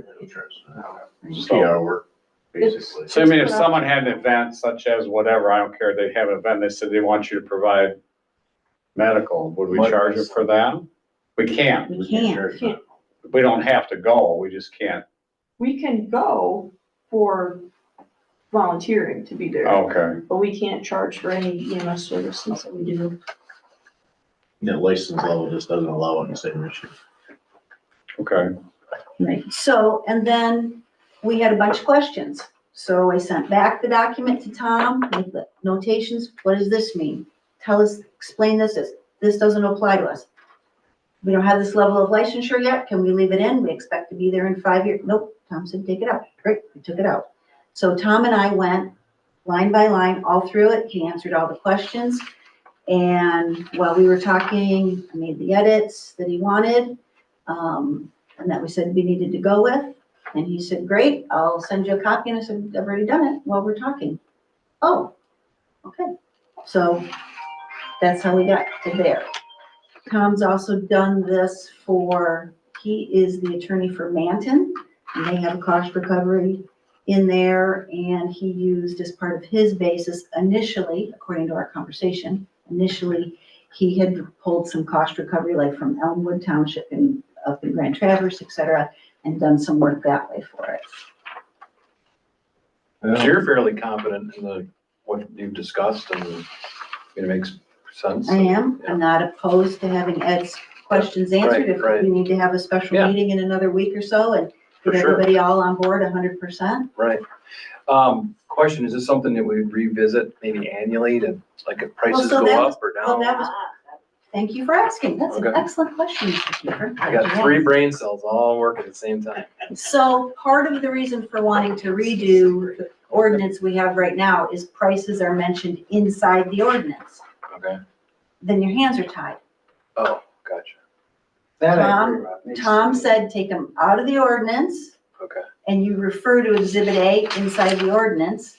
Then Exhibit A is done by resolution and you say, Oh, yeah, this is the fee schedule we're gonna adopt. So it's essentially similar with Yes, when we do okay. our salaries. Yeah, when we did our annual meeting for And so the, then yeah. that can be done when it needs to be changed and if it needs to be, I mean, the prices that we're showing Those are in the current. Exhibit A, yeah, and some departments don't change them. Isn't this just a direct copy of Elmira Township?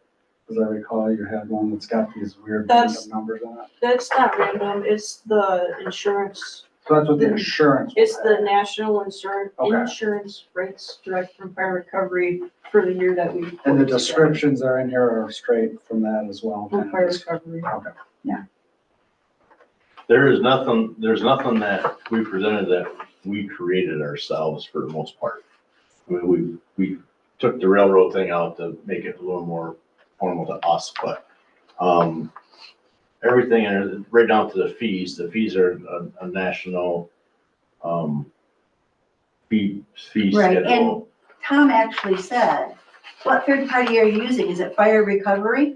He's familiar with fire recovery and other municipalities that he works with have used fire recovery. And then you folks received in your packet a list of sort of departments around us in the general area that are using fire recovery right now.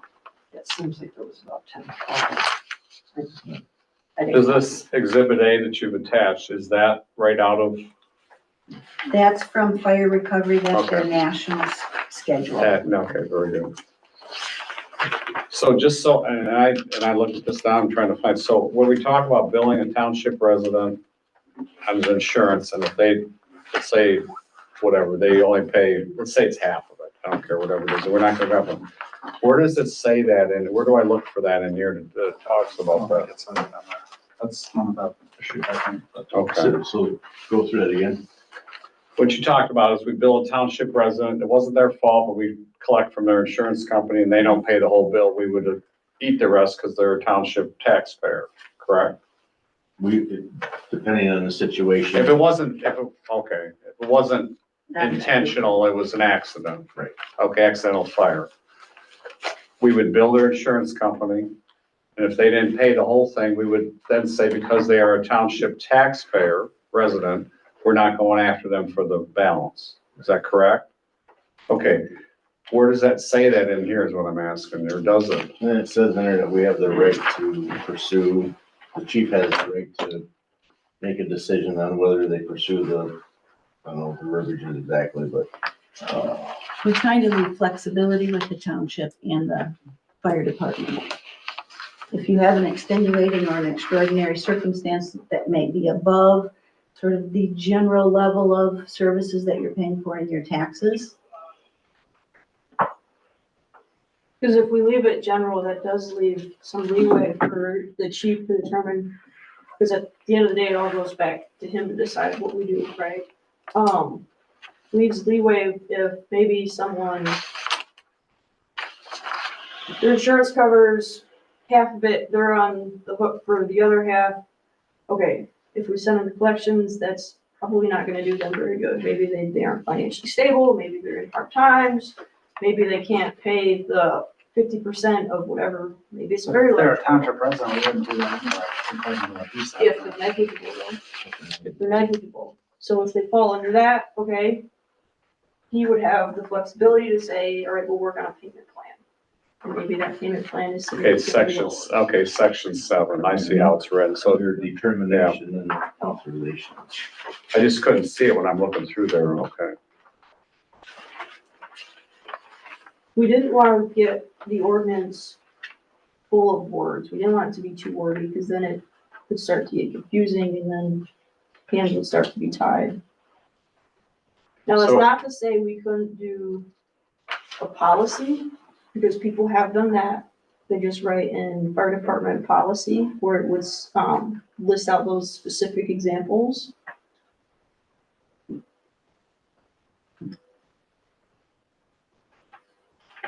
Actually, it probably answers my question pretty good, because it says township personnel or agents involved, which could be township board members, could be the township board itself, could be, everyone's gonna weigh in on that decision, sounds like to me. I'm okay with that. I was just wondering where you determined that, so that's all. I didn't see the other part of that, so. Well, I think we should have a special meeting, because they're gonna have to have a special meeting with this and this other issue, because I don't think that's gonna get decided today. What other issue? Oh, It's coming up. Stay it's tuned. coming up, stay tuned, another hour. We won't be there till 8. Hour So, and do 3. you want me, if we're gonna do that, I'll hold my question till a special meeting then. You can ask the question now, doesn't matter. I just want to understand the reasoning. I understand the cost recovery if something is caused by a non-resident, non-taxpayer. And I understand the reasoning if it's a taxpayer and there's negligence. Help me understand the reasoning why we would charge a taxpayer's insurance company for services. So when we would do that would be because obviously we're going out and we're providing a service, we're spending quite a bit of money. We could potentially damage equipment, wear and tear on stuff. Recovery, bill for recovery would go to their insurance and everyone's homeowner's insurance, vehicle insurance. In each of those policies, typically in almost every policy, there's actually a line in there for when fire departments go for a recovery. So we would be going for that line within the insurance carrier's policy. And if currently we don't do that, so everyone's insurance company, at the end of the day, just keeps that money. So they retain what you pay them every month or 6, whatever you do. And then they also keep on top of that money that is designated for potential fire recovery for each fire department. Let me reword it. I appreciate your answer, but that's not really what I was asking. Sorry. Okay, so I'm a resident, I pay taxes, part of my millage is to support a fire department. If I lived in another community, I might not have one. And through no fault of my own, act of God, whatever, I have a fire at my property. So what I'm saying, every other circumstance you've talked about, I totally understand the logic, I have no problem with.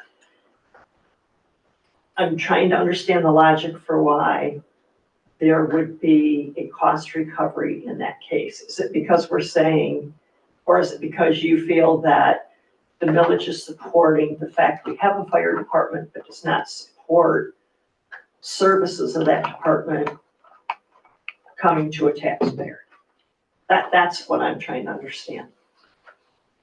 Because I understand what you're saying about the insurance company, and so I may not personally have to pay, but that may affect my insurance rates as a taxpayer, so in effect, it could have an impact on me. So I'm just trying to understand the logic under a taxpayer that is not negligent.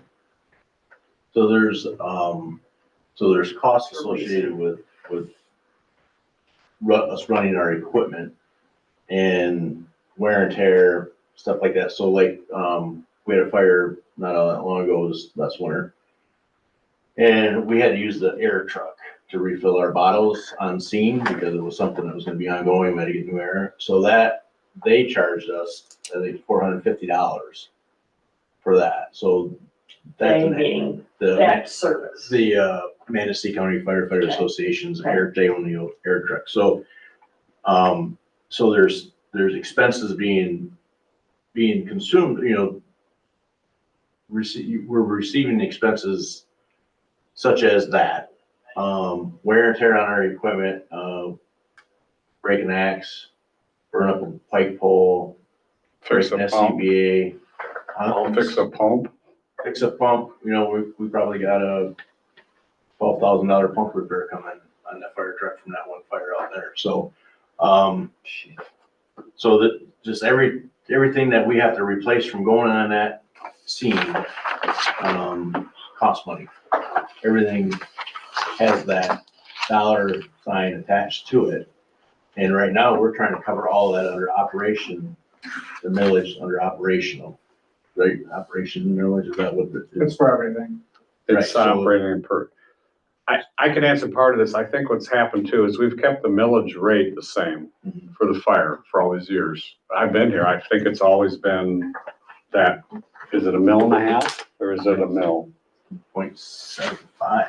Well, Yeah, I'm not saying I agree. with No, you. no, but I just here's, wanna but here's, understand so, the logic under that. so here's what's Example happened. of an extraordinary circumstance where And- you would say, and like- yeah, we got. Yeah, and like one example where he's saying, okay, well, we have to pay additional for something. I'm like, okay, I get that. You know, that one makes sense to me. So we're, basically, though, what I'm trying to say is we collect the same millage rate now. Mhm. And from 40 years ago, for the first fire truck I ever was involved purchasing on the department to now is Several hundred thousand seven, dollars. no, God, 6 times more, Why said several $100,000? several hundreds of thousands of dollars. Anyways, and we haven't raised the millage rate. Now millage, the value's gone up, I understand it, but the operating costs of, I don't even know how much they are from 40 years ago, right? So you should, without raising millage, Mhm. not asking for a millage raise, this is another way to collect some money from the insurance company, which will help offset all these rising costs that we have no control over anymore, to me. Sounds like That's- you're gonna pay out of the left hand or pay out of the right hand. Well, you're already paying for the insurance. Nobody, Process too. nobody is not paying for that insurance. It's on there. Right, that's what I'm saying, you Yeah. already have it, yeah. Right, so it's either gonna come Yeah. back into your community.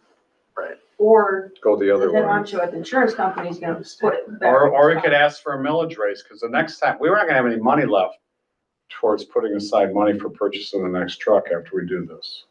Pretty much will be, the equipment fund will be, So I think that's manageable, even though we're gonna be somewhat depleted. But what's not manageable is this whole discussion about a fire district, which I think is a discussion that needs to be had, and I'm a big part of that in my job at the city. But that's gonna take a lot of discussion and timing, because the only thing that's gonna make a fire district work is more money from all the participating things. If you want a higher level of service, you're gonna have to pay for that. If that's a direction that the community wants to go in because they're unhappy with the current level of service, then that will have necessitate a discussion about raising that millage rate. Because we can't afford to do it with the No. that the fire department has now. So to me, these are all kind of interrelated. There's a need for, you know, equipment's more expensive, there's service level challenges. There's staffing challenges to provide that service level. How can that be done more efficiently?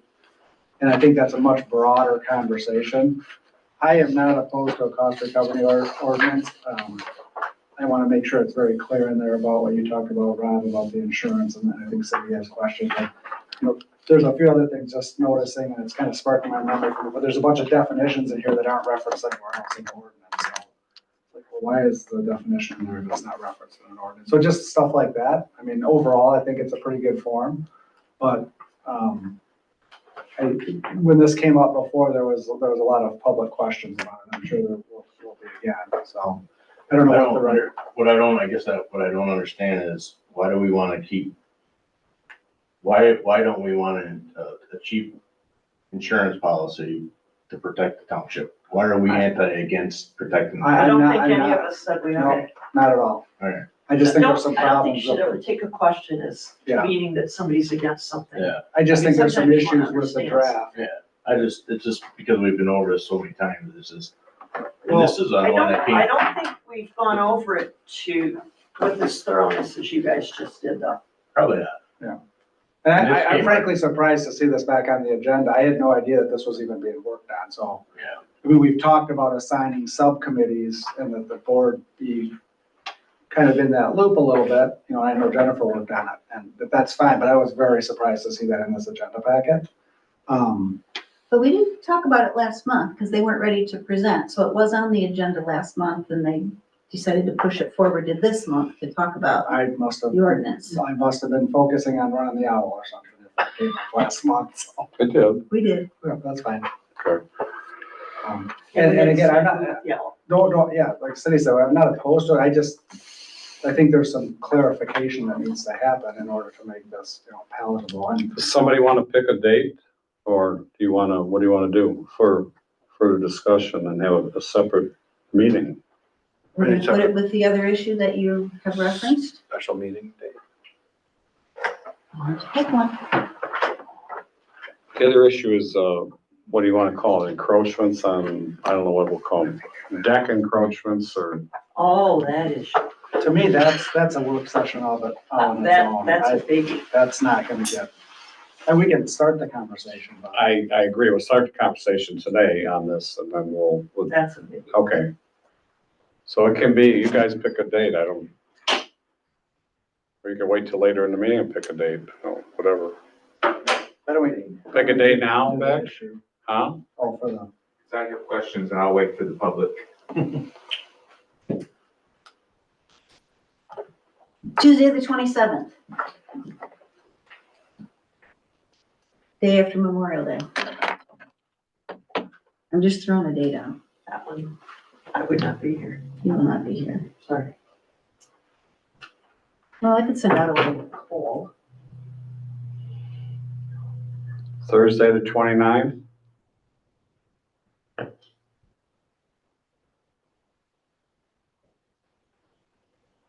That it was in works. the afternoon. I can do that. are you gone that whole week, Cindy? No. I could do Thursday afternoon, but I could only do, I couldn't be here till 2 and I'd have to be done by 4:45. Because of another meeting I have.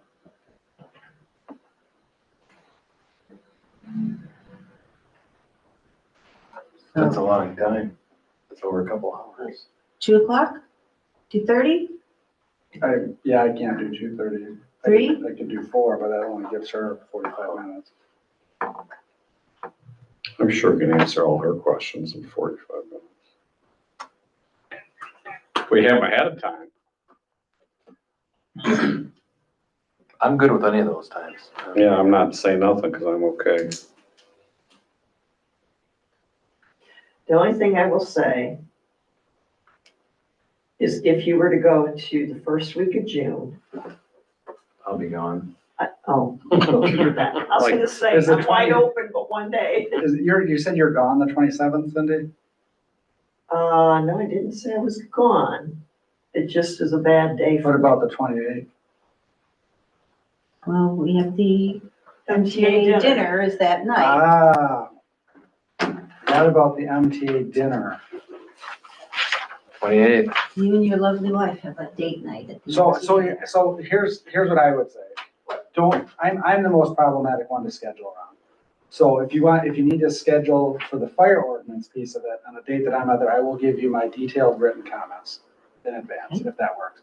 But I do very much want to be a part of the other issue we're gonna talk about, so that's, maybe we keep those separate, I don't know.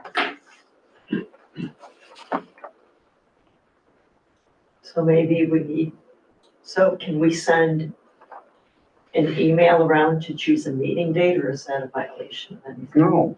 No, I can do that. Okay. No, it's not Just a send out a poll. Can do it right from Outlook now, it looks like. Woo! Woo! Or just figure it out and I'll just send my comments on it. Looks like you guys had a date that would work. Did we get a date that would work? I don't know. Thursday, you were saying? Thursday would work, Yeah, but, but it was just earlier than I could do, so I'll send my comments and you guys can, if that works for everybody. Okay, so you well, want you to. can come in later. Thursday, what time do you have to leave? I can either do something in the morning until 11, Okay, or it has to be between, I can't get here till probably 2, and I have to leave by 4:45. okay, why don't we do that Thursday? Cause you could be here after 4. I mean, Or, but she's gotta leave at 4:45, so I could catch the last 40. that's what I'm saying. You can at least, Just why don't you schedule it for 3 or something? schedule it for 3. There you go. Okay, is that okay? Thursday, the Next. 29th, Yes, at at 3 3, o'clock. correct. We'll have a special meeting, cost recovery ordinance, and encroachment. We'll do cost recovery first, encroachment when Ed comes. Yeah, Just the opposite. Well, either way, it doesn't matter. We can talk about. I thought Ed said he wanted to be here for encroachment. I will also try to see if I can get that 5 o'clock moved, or if I really have to be there. Okay, we can also change stuff around depending on which way. I will see if I can get the 5 o'clock. Does that work for you? Rob? Yeah, that should be all right. Okay, 3 o'clock, right? yes. They get a little bit dead later, so you don't have to get here early either. Nobody has to haul that night either. Okay, good. Okay, can I move on? I didn't hear what time you said. 3, Settle down, okay. sorry. On the zoning administrator, do we get a report? Yes. Okay, so there's a couple issues I'm just gonna bring up because, go ahead. Well, I was gonna ask, no, go ahead. You Go, first. no, go ahead. Well, shoot, no, I don't have it up on my computer. Okay. The only thing I was gonna bring up or ask about, Thanks. was the letter itself. It said something like, One. the letter itself had a thing about, well, but you know that what our process is about that kind of They thing. say that all the time. Oh, and I never read that before? Okay. I thought something had happened. No. And I was like, So, no, okay, that was what I was gonna I bring think up. I can put it up on the screen someday. so, It's in that first paragraph. And if it's always been there, that's fine. I thought there was something that came up. That's the reason I was bringing it up. The process for making and receiving complaints, yeah, I think that's standard language that I have in there. so when somebody calls me, all I do is I relay the complaint to them and they put me down as a complainant. No, I know. It's Oh. just the way that was worded, I thought, did something specific happen? That's the reason I brought it up. So I got in that argument with someone 3-4 years ago at the hardware store, so I don't do that anymore. I've got a few questions about zoning administration. Cause we had that, the deal with your, Yeah, it's a broader, so I have one question about enforcement. Is the county planning department, which we've contracted with, are they not taking any enforcement actions or suggesting enforcement actions without our go-ahead? I mean, are they waiting for the township board to tell them when they should or shouldn't be enforcing things? I'm No. very confused about their language at times. yeah, and I would say no, we don't, I don't, Well, I don't know that they're interpreting it that way based on Okay. some of the comments that they've made to my deputy. So okay, I just want to be real clear on how that is working. It's Okay. like, we shouldn't be, I mean, if it involves a fine, I think, do we have to prove that? Like, if they're gonna issue like an ordinance violation, and we cite them, does that require township input? Maybe that's what they're talking about, but it feels like a lot of these things are just repeat, and it's like, okay, are you gonna resolve it? Or does the township board have to get involved? I'm not really sure how that all works. The other thing, I get a real strong feeling that the county views this job as very much a desk job.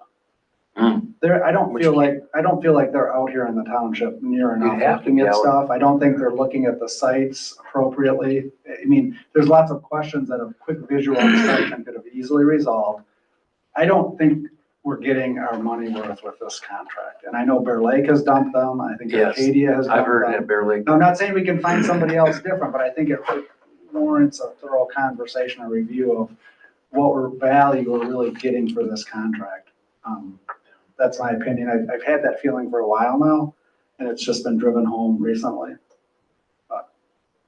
Well, this issue with out on Lake Michigan, the person, well, Ed, who called me? No, Sam called me first, Cantonese, and he's doing a replacement deck on a house on Lakeview. Is that Lakeview? Lakeside. Lakeside, I'm sorry, not Lake Isle, Lakeside.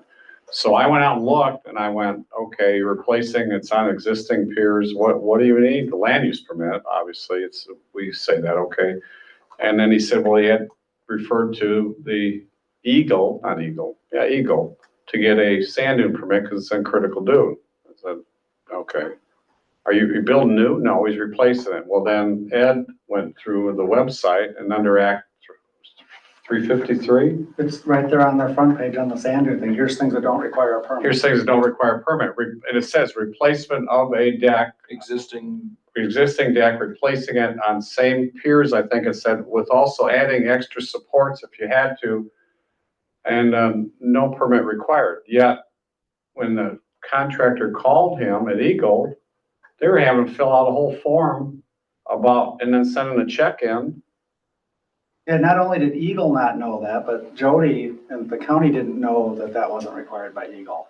So Because she sent him there to get get an that they're Eagle. not Eagle experts, but I don't, it just, you He know, found it. I would say how many hours did you spend trying to find this? 5 minutes. There you go. He spent 5 minutes. He sent it to me. I went out there, talked to Sam. I called Eagle, called Jody back and said, hey, look, it's right in there. And she said, well, is that current? I said, well, Ed pulled it off their website. I'm hoping it's current. I mean, so then she called him on Monday and then just found out it was current and issuing the permit. But what I'm saying is, if someone would have intervened, Sam would be filling out paperwork, turning this thing into Eagle. Paying money. It would have been a And $6,000 wait. or $7,000 engineering. Oh, they bill. wanted engineered drawings. I mean, so again, the isolated incident, yes, but there's Yeah. just been a number of these things. I mean, and this is. And the fact that other townships are removing themselves from that. We have in our ordinance that surveys aren't required, but could, unless it's at the zoning administrator's discretion, okay? And we've got 1 million lots out on Portage Point that are this big, that haven't been surveyed in years, and we all know there's tons of issues out there. I personally would like to see our zoning ordinance amended that in those rural residential districts that you cannot get a land use permit without having a survey. And I know that that puts costs on the property owner, but how many times have we had issues with setbacks or other things that end up costing the township thousands of dollars with attorney fees down the road? And to me, a survey and a zoning administrator that goes out there and looks at that stuff and double checks the setbacks, is in the field, is gonna reduce that tremendously and resolve a lot of these issues before they even happen. And that kind of makes common sense, like you're checking prior to building something to make sure it's in the right spot. And Or not if just you're gonna looking at fix the drawings something- that are sent to you. Yes. I I've only been on the board a short time and I've already heard about how many tens of thousands of dollars get spent with attorneys and stuff for things that aren't necessarily an encroachment or that somebody put their shed on, or they got their fence in the road right away. So it just makes, from a new guy looking in, it makes a lot of common sense to do something like you're. Just so you know, exactly on what that you're saying. particular case, there was a survey done. Oh, this is the wrong one. No, Oh. no, the right one was done. It Okay. was just chose not to believe. Oh, But we have these issues with these unplatted, Undeveloped platted roads. and- Yeah. and just, Well, Hanford's Issue property's after the same issue. thing. Same That's, thing, yeah. yeah, same so- thing. Okay, I agree with that. but anyway, I think it's worthy of a discussion at some Okay. point. I mean, if everybody else on this board is happy with the zoning services that we're getting and the value, that's fine. I'm okay with that. I can row in the Viking boat, but I think we need to have the discussion, and I think we need to have it in enough time prior to the renewal of the contract that we're not left feeling under the gun. I agree with that. Okay. Would there be a way When's to, the contract up? Do you know off the top of your I head? don't. It seems like, It's a year. I think maybe in the fall. It's in the fall. So it's coming up sooner than you think. So we probably should plan either a work session. We're gonna have another work session. We're gonna have a bunch of work sessions. and would there be a way to like, maybe in a policy that stated something to the effect that whomever is doing this, whether it's this, through this contract or whatever, when they go out and look at something, as opposed to waiting for us to act on it, like we would give them some leeway to say, okay, you can issue a fine up to $250 prior to seeking township. Well, I think it's already in I mean, there. if it's another contractor, if we go away from the county and it's another contractor, I think we have to have a different contract that Yeah. lays out the expectations more clearly. Yeah. But if it's an employee, then it's just our internal policies Yeah. that we lay Okay. out, so. Gotcha. Okay, So Ed, are you saying we don't have that flexibility with contracting with the county to spell out? Oh, no. I'm saying there's a lot of stuff in there, but I don't think it meets everything that in retrospect we might have needed to have in there, in my opinion. we can redo that. Have, since I'm the newest on the board, has anybody had this conversation with Jody and said, hey, we kind of need to see a little bit more of this. We'd like to see you do this or that. You know, a few times. You With have? Katie. Yeah, I've talked about being in the township more Okay, often, okay. so. And it, I mean, again, same kind of thing, newer person, it seems like this is something that would be hard to do from a desk. Oh, she comes out now. She was out here. I just don't know how much she's out here, so I can't But I mean, answer that. Yeah. that would, to me, it would seem, again, kind of a common sense. Since we thing. started with the county, we've had Like a Rob Carson was first, Mike was second, Katie, and then, so we've had 3 zoning administrators. Wow. In 4 years, Ed, how long have we been with the county? Ever since I've been on the So board. 4. So we've had 3 different zoning administrators in that time. Rob Carson was the planner, Mike was the zoning administrator, he got promoted. He left, they hired Katie. She was the zoning administrator for about 2 years. She was doing really good. Then and Mike left, so then she got Mike's job. Then Jody got hired and she's been the zoning administrator. So you had 3 different. And Rob, I don't know, he's gonna probably hire Katie away eventually, I don't know. But it doesn't matter, okay. Yes, we'll talk, I guess, I understand what his point is, and you're right, you have to look at stuff. Or you should see stuff. If you're not here, you don't see stuff for one That's thing. it. Well, and it, don't they like photograph it and for like a evidentiary file maybe? I Don't know. think that would be a best practice, but. Okay. Okay. I'm moving on. I'd like to get home tonight before midnight. Sure, everyone else would like to leave. Assessor. So we'll be doing, we'll be sending cards out, I think, this month for inspections. So it'll probably be right in the summer when everyone's here. I mean, their house will look bad, but there's no way around it. I mean, it's just gonna have to get done. So everything else is going okay. People are still pulling permits and building houses. Doesn't make sense to me, but expensive as everything is, but you know. I haven't had many calls for values since board review. Tax bills haven't gone out yet, right? No, they go out July 1st. So that'll change when they'll go, I didn't know my taxes were gonna be that high based on that number. Okay. Evasive, June 3rd, we will have PLM here in Kaiser and Associates. They're gonna do the pre-season survey of Portage Lake at 9 a.m. They will do everything like real time while they are in a boat. Going to focus on areas that we've treated before, to see the efficacy of the treatments. But then they're basically gonna survey everything that they see. density type of species. Interestingly, talking about fire, we had mentioned that in our meeting, and what Mark Kaiser's comment is they will definitely spend time over there then because of the ash content. And I hadn't thought about that. And he said that's the only thing that we'd be concerned I didn't about. till Kevin told me yesterday, and then I said, what? The ash content from the stuff burning. Yeah, we were just talking about it, and, it was kind of like an aside, and he said, well, wait a minute, we're gonna wanna go look at that area and see about, what impact the ash has had on the water, and it's like, oh, okay. So, I never even thought about if that. anybody on the board would like to, let me start over. A pontoon boat has to be rented because right now we already have 6 people that need to be on that with tablets and all that. But because it's a pontoon boat, if anybody on the board would like to go, I just need to know. And then just kind of a question of you, do you have a preference as to whether the township rents the boat or Kaiser rents the boat? I was trying to think, I did I call, let that, well, Onekama Marine even I rent. think I'd have them do it. I did I would call, too. okay, that was kind of my reaction first.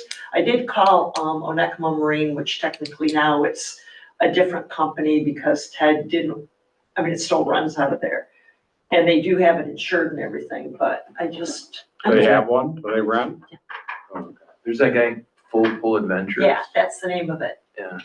Sean, Is he from around here? it's basically Oh, okay. at Onekama Marine, it's just Onekama Marine didn't want to have to deal with. How much is that for the day? Oh, So that wasn't included in their surveying contract, call they the don't boat. have to, are they paying for that, or are we eating that on top of their contract? Oh, I think we may be paying for it. Originally, the thought was to use Someone's people in boat. the community, and it's like, I don't know if that's a real good idea. From a From liability. liability issues. Okay. It's not. And what day did you say they're doing that, Cindy? June 3rd. Next week. No. No, week 2 after. weeks. Maybe it'll be June warm 3rd, by 9 then. a.m. Think it'll be warm by then? I cannot predict. Is that something you might want to do, Ed? No, Oh. I just was curious. That was. You bringing fishing poles and stuff or? No, I'm not going. You gotta scoop the ash out of the lake with this. Anything else? That's it. Thank you. We're moving on to new business. Well repairs. All right, you have in your pile of papers in front of you 2 bids. We sent out a request for quotation to Cameron Brothers, Flint Well Drilling, and Berg Well Drilling.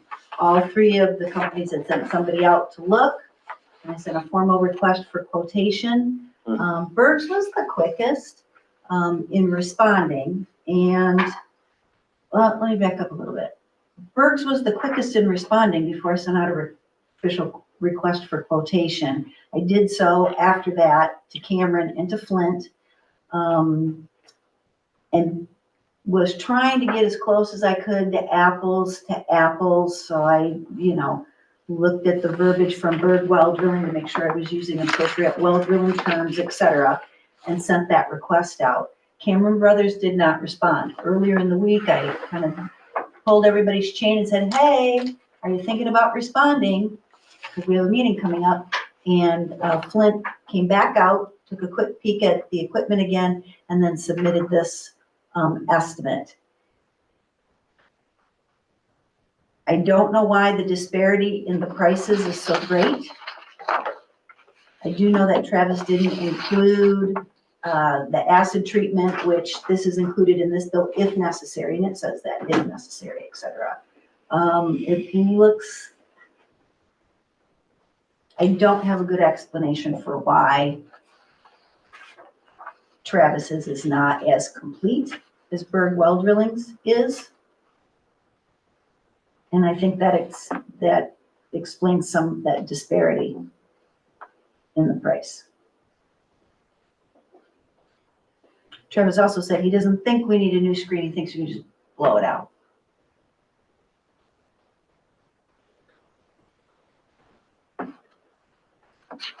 So remind me again what exactly we're having the problem with the well. It won't pump very long and build pressure, it won't keep pressure. No, it won't pump. It Well, just doesn't yeah, pump any Sort water. of like a dribble cup, basically now.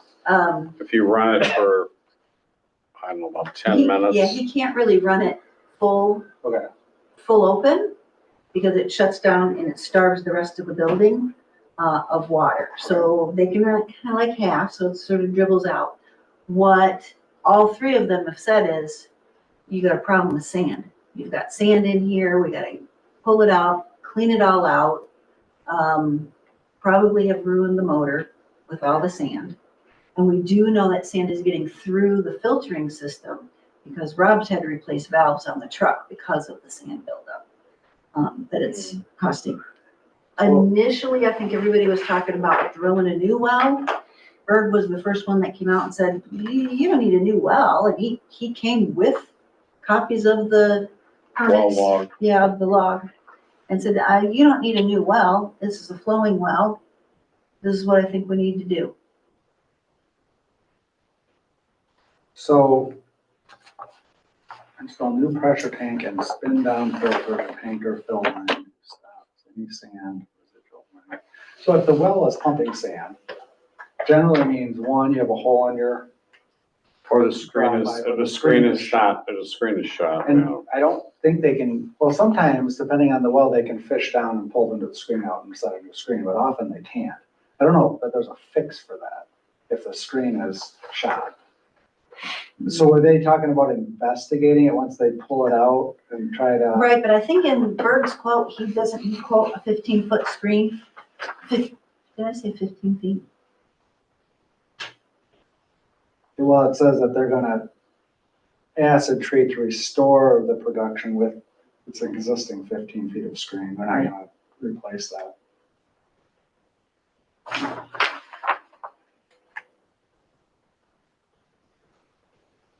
Yeah, they're just gonna acidize it.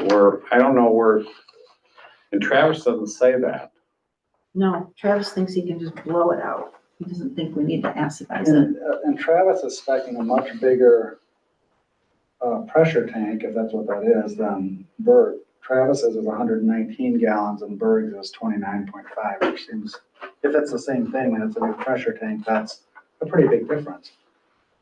It seems like if you've got that big of a motor, you would want a bigger pressure tank to kind of help buffer the start stops on the well, but, you know, I'm sure they've sized it. That just seems kind of a big discrepancy to me. Because they don't have, this doesn't have a VFD on it, does it, Dave? It's just full on. Sure, you could have asked for. I don't know that, I mean, it could, if it's Here, sucking here, sand, that could it's help. sucking sand, so But that's another, when you're running the building, you don't want that, right? So I guess you could ask for a variable. but I don't know if that's needed, if this other thing can fix it. Never asked anybody. Well, now And that's nobody's, what's tough for me is forget that they're not comparable in price. They're not comparable either. Correct. And so I don't know enough to say, you know, pay more because we need that stuff versus not. I don't know. Well, if we're gonna spend 10 to 15 grand on. well, you need to get it right. So his activity, well development time, he has $1,000 and the other person has 3,500 basically for the same. Right, But it also spells out Berg what he's doing. Here it just says nothing, well development Well, time. I think Flint threw it all on the 5 horsepower motor, because they've got 6 grand for that, and the 5 horsepower here's only 2,300, so it's just how they broke their bids out. When Travis just didn't break it out as detailed, probably, and just kind of, you know, lumped it on there. I would like to know what's the underlying cause of the problem is.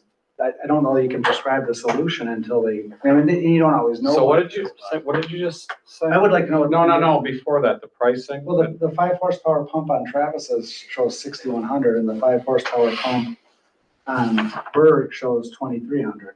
So they just, Well, which part of it? well, it's line item 3 on the Flint. Right, I see that, but I'll look over the other one, see how many mentions of pump it is. Right. Then I think. There's 3 lines of pump. Motor and, yeah. Oh, they have the pump in the motor. I didn't catch Yes. that. Yeah. But it's still, So here's what I specifically asked for. Remove failing pump system, blow off well to determine flow rates, acid treatment if necessary, I said, please quote this, install new motor, install new pressure tank, install new spin down filter on fill lines for the fire department, re-energize the system to 60 pounds PSI. Please quote the description and prices for individual parts. Please quote the price for labor. Please list any warranties on parts, if any. Any other services or parts that may be necessary based on your recent visit. So Dave, on this one. I don't know, Ed, I know what you're gonna, I don't know what the difference is. One has a sub drive, Well, is that a VFD? Is that what that is? it Or might is that a be. submersible drive? It says sub drive 017V, is that a variable? And I don't know. Need to ask those questions. I'm not good enough to know that. All I know is when he quotes the pump here, he quotes the pump, the submersible and the motor where it's broken out into 2 figures on here, or 3 if you count sub drive. And at that point, it's $8,000 versus 6, but I think we're getting something different with Berg than we are with Flint.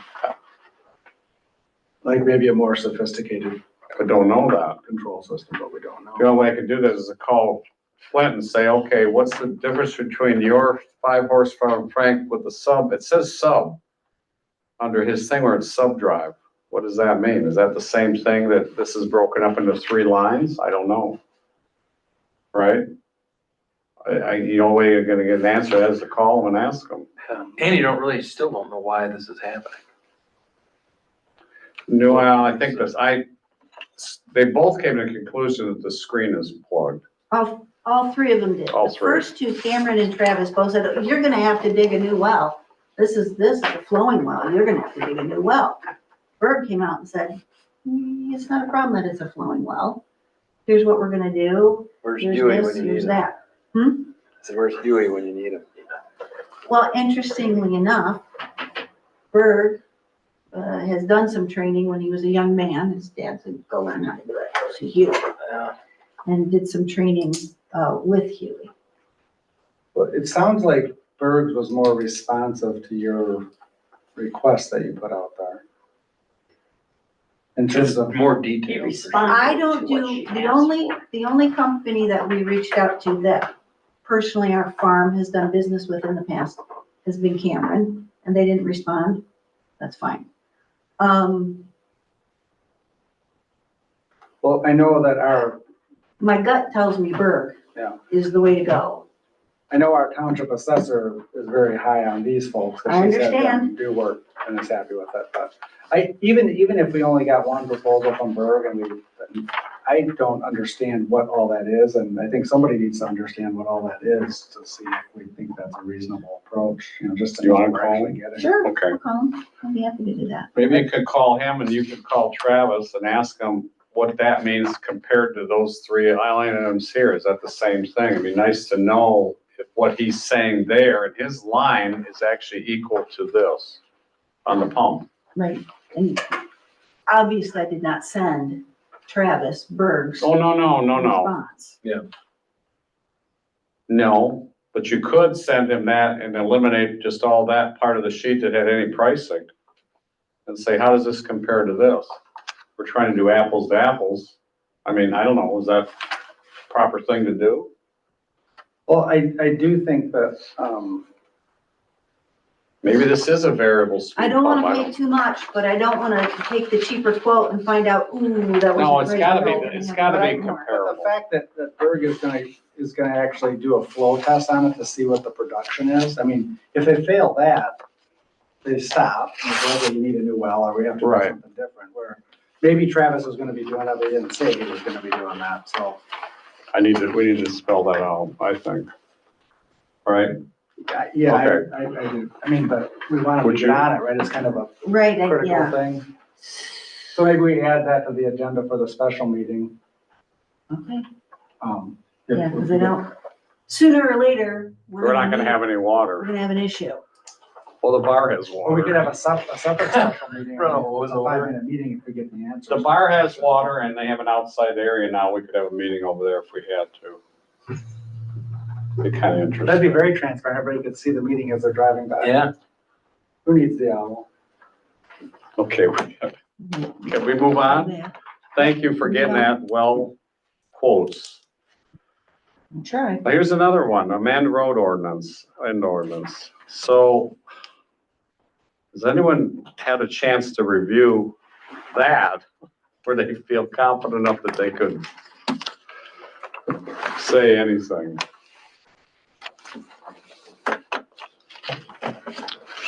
I will tell you, this is the one that we wanted to reach out. Is it? Is this the one? So Richard and Tom worked on that together.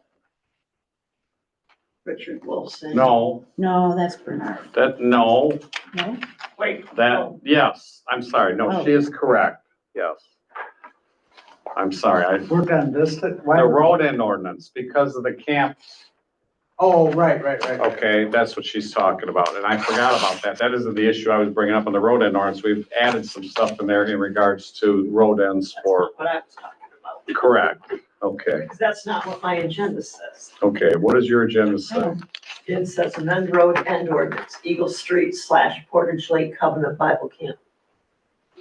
Correct, That's correct, which is, And so in answer to your question, yes, I've read it, and yes, that's what Richard Wilson and Tom Greer drafted together. correct. And we kind of said already it was, okay, I don't know why we didn't, I guess it's just been in front of us in last months and, you know, Just as a clarification, so going on the ZBA piece of things in February, I brought you a resolution from the board in March. In April, you received that resolution. accepted it, yeah. Now in May, you're taking action on, to Cindy's point, the work that has been done by Richard and Tom to amend the actual road ordinance. And for our sake, that helps us move forward in the process of just keeping our covenant with you to finish the road vacation process, per the vote back in, whatever it was, December, January. So we're just kind of moving the thing forward, the whole road vacation of the whole plat, or the vacation of the whole plat, so. And this is just part of that. Oh, but I see what you're saying. so we've added This stuff. is putting it both in there, Mhm. not just dealing with, No, it's Right. dealing with also the section 2 amendment, yeah. which, because all that was brought up in court, and that was the major argument, is if someone else comes in and asks for permission to put a dock on the end of a different road end, that we're gonna have them do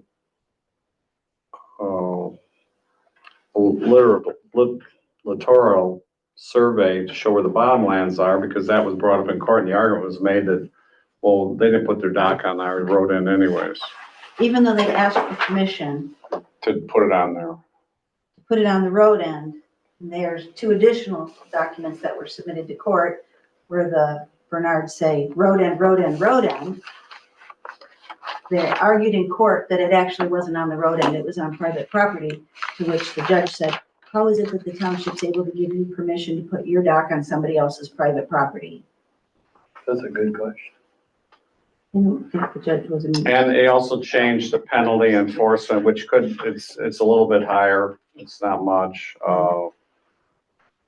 and the regulations of any non-exclusive are intended to preserve the character. I mean, if you read all the stuff, it just goes to further enhance it. It's a Right, so public- the section 3 beefs up where we say this is a non-exclusive. You can't put signs on it, you can't say it's mine, you can't say keep off, none of that. And so what he's done is quote the court case in there. Ignoring the portion about Portage Lake Covenant Bible. I'm gonna assume that all of these, it seemed like when I read through it, are a reaction to try to eliminate the issues we just had by being more clear in the ordinance. Is that correct? I mean, that's kind of what it looks like to me. Yeah, just to clarify, because there seems there was some misunderstanding, not by us, but I think it spells it out now that, I do have a question though. sure, go ahead. And his proposed section 2 amendment, which would amend section 4 docks, where it talks about the littoral survey, but then it says, further, all such docks, including those at Outlet Avenue, which is the Portage Lake Summer Resort Corporation, and Arborvitae, which is the Bernard Dock, shall only be purchased by, comma, and placed and removed at the road end seasonally at the direction of the township. What does that mean? We're not buying those docks.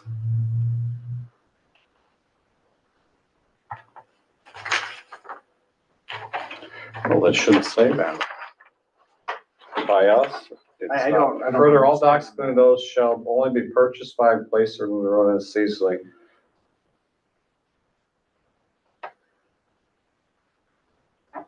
I would think it would refer back to the, I'd have to ask, you know what? Further, also, let's see, docks, hereby amended, beyond the permitted, the resolution township board, before the township will consider such additional exclusive docks, the applicant must have prepared a engineer the applicant. So further, all such docks, including those Outlet Avenue, shall only be purchased by a place or moved the road end seasonally at the direction of the township, but you're referring back to the applicant. It's not saying that the township is the purchaser, it's saying We're directing it. we're directing that. Now, maybe that could be said a little bit differently. I see what you're saying. You have to go back and read the beginning part of it where it gets back to the applicant must have engineered the survey, the applicant. Okay, well, that makes sense in that context.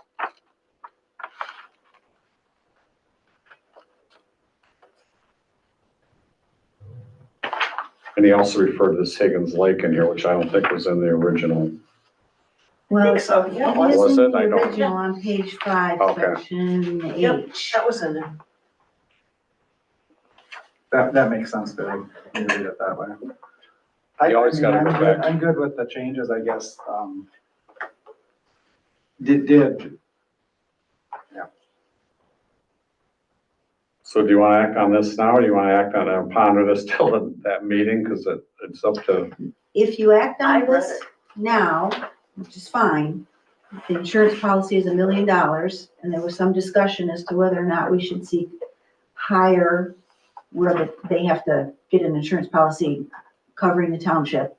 I forgot, I asked, Dollar amount of $1 I million. asked about that because $1 million policy is well, I'm just saying, I've got And so 5. I reached out to Power Plan, and this is what I asked. I'm reaching out to discuss the current township ordinance regarding docks and road ends. The existing ordinance requires $1 million liability policy to cover the township. To enhance the township's protection, we are considering an increase in the required insurance coverage. Could you please provide guidance on best practices for determining an appropriate coverage amount? Specifically, we're evaluating whether a $2 million policy would be sufficient or if a different amount is recommended based on the current standards or comparable municipal requirements.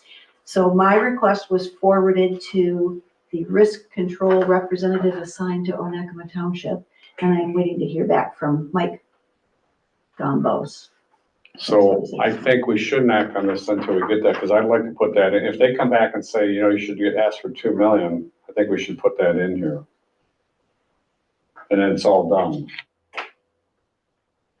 Would you agree or disagree? I don't want I to, think we should find out if $1 million's enough. Yeah. Maybe we find out, yeah, you're fine with $1 That's million. fine. Or Does you that- find does that- out like, Mark, no. does that adversely impact you? Because past ice fishing season, if this goes another month, is that an issue? It won't go another month. When Oh, the we special put it meeting. on to the 20th. no, this, what he's at, if we don't approve this today till the special meeting, does it affect you? No. No.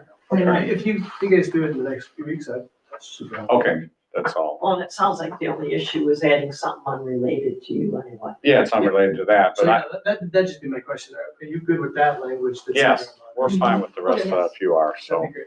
Yeah, I mean, we're gonna be, I'm sure we've been trading. Are you tearing this down right now, by the way? No, Oh. the timeline is Changed. essentially August 15th to June 15th. of That's what I next year. thought, okay. So, I mean, we're doing everything we can to be. We should have the vacation done by then. My wife's a school teacher, I'm a camp director, we have picked the wrong things, we can't, we have a little section in there, but guess what's, we're building a dining hall and Okay. And I was teasing about having vacation done by then, unless you're going on vacation somewhere. Okay, let's wait till we get an answer back. Is that okay with everybody? Yeah. Anything else you want? I do have a question that's kind of related to the road ordinance. Do we Go have, ahead. is the, I might be on. Another special meeting. Well, we've got, I'll wait till the Bernard comes up. Okay, let's wait till that comes up. Okay. Ma'am, okay, Right. Thank you. thank you. Oh, here's the next now. This one ought to be good too. Y'all have a letter here from Mr. Malone? Yes. Okay, The so last this, thing in your pile. this deals with, if you read it, he's on Lakeside. Ed, do we need to show her where this is at? Maybe, can we? Yeah. Okay.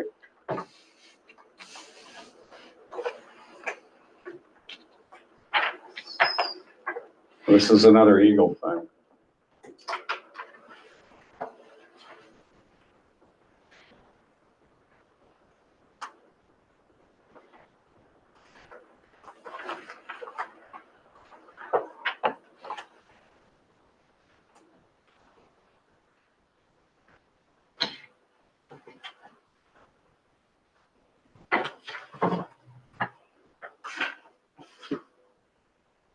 I don't know if you type in 440. Just for a moment.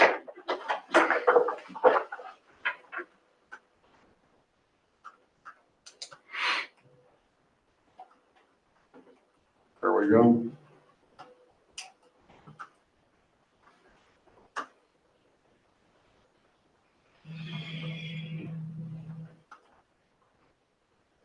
What?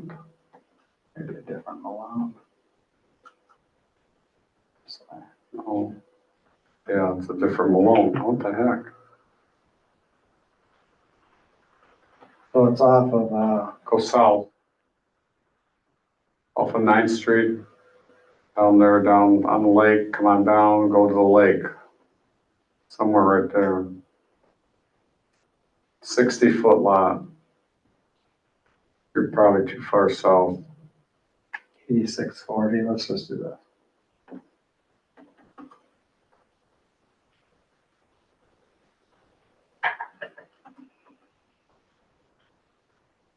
I think he's got the right address. Go south a little bit. I mean, pull the map north.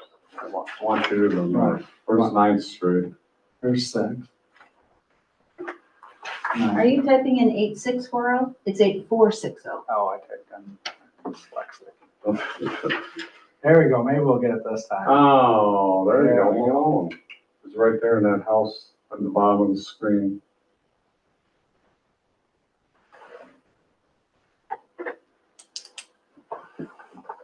Highlighting it? It's not highlighting it for some reason. I think it's this house right here. Oh, the deck right here? Right here. No, it's this one right here. Yeah, Yeah, that one. That's the one it is. right? Yep. Okay, so if you read the letter, that deck is 40-some years old. They built that house in 80. Let's see, we looked at it in 80, it was empty. They probably built it 81 or 82, 3, somewhere in there. They put the deck out, you could see it. Their lot is only that big, the property line. Wow. The rest of it, Ed, can you make it zoom out a little? The rest of that is Michigan Avenue, which runs from Here. runs from the Lima, well, it Runs runs to from north the to park south. all the way north. All that area. Right here. So none of the property owners own Lake Michigan frontage. Jeez. Okay, so in all, if you look at, and zoom back in, you can look at some of those where the deck is and all that. You see everybody, almost everybody has a trail. Not everyone has a deck. Here's a newer deck right here, it looks like. Correct.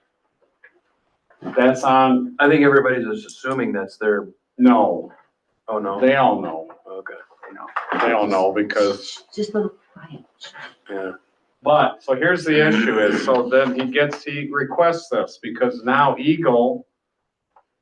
Josh at Eagle, the new sand dune guy, says they need a permission from the township to put a deck on our property because it's a road that they don't own. So they want to know before they grant them a critical right. dune permit. And it's already there from 81 or whatever. So I asked him, so why in the past, that's never been brought up? And his response was he wasn't the guy in charge at the time all this stuff was done. Okay, can't argue with that, that's a true statement. So the contractor gets a hold of us and they want us to give a letter that says, that the Eagle wants a letter that says it's okay by us to do that. Okay, so I called Tom, how do we deal with this? So then I printed out, we have this Onekama Township ordinance regulating the Captain John Langford Park, which that's what we call it now. You got this? Mm-hmm. Cindy? I do now. We do now.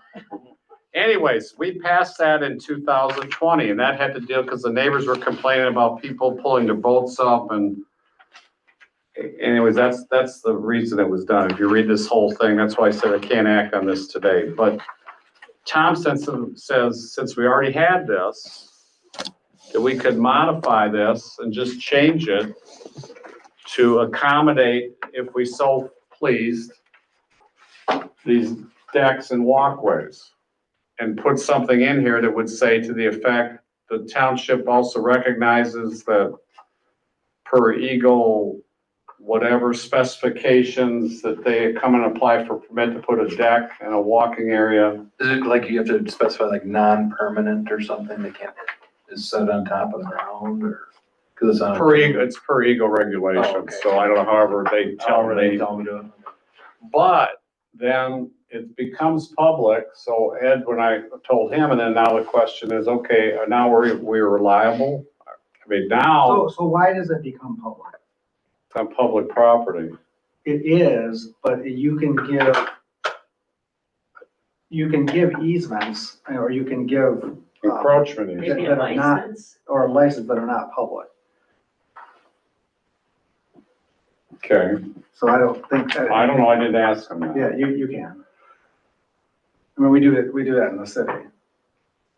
Do you on public property? Yeah, so we have people that have riverfront leases that, have access across city property to the river walk and their lease for their dock. And that's not open to the public. I think there's a way to do it, but the question becomes, I mean, that one is a pretty big deck to the, is it an encroachment easement separate from this? Do you do them on a case-by-case basis? To me, or do you say everybody can write the language such that anybody can have an access?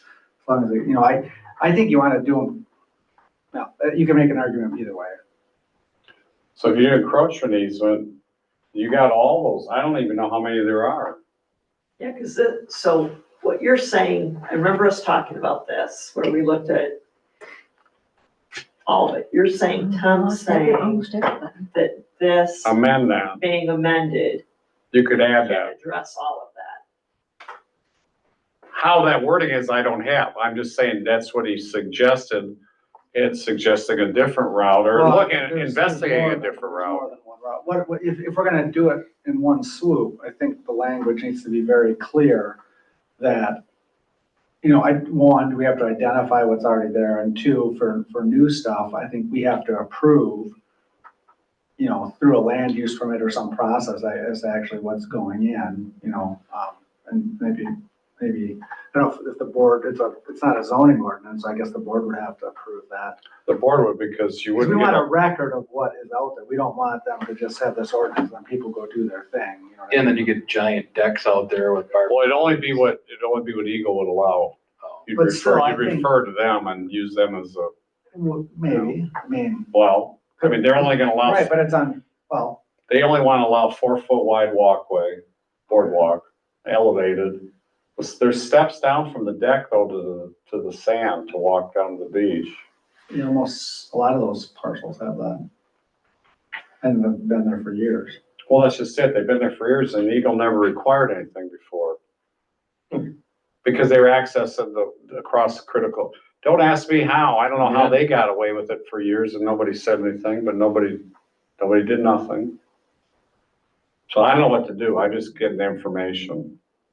But they can't, like I said, he won't accept. I tried to do a letter that said, at this time, the township does not object to the placement of the deck on the whatever, and Eagle won't accept that.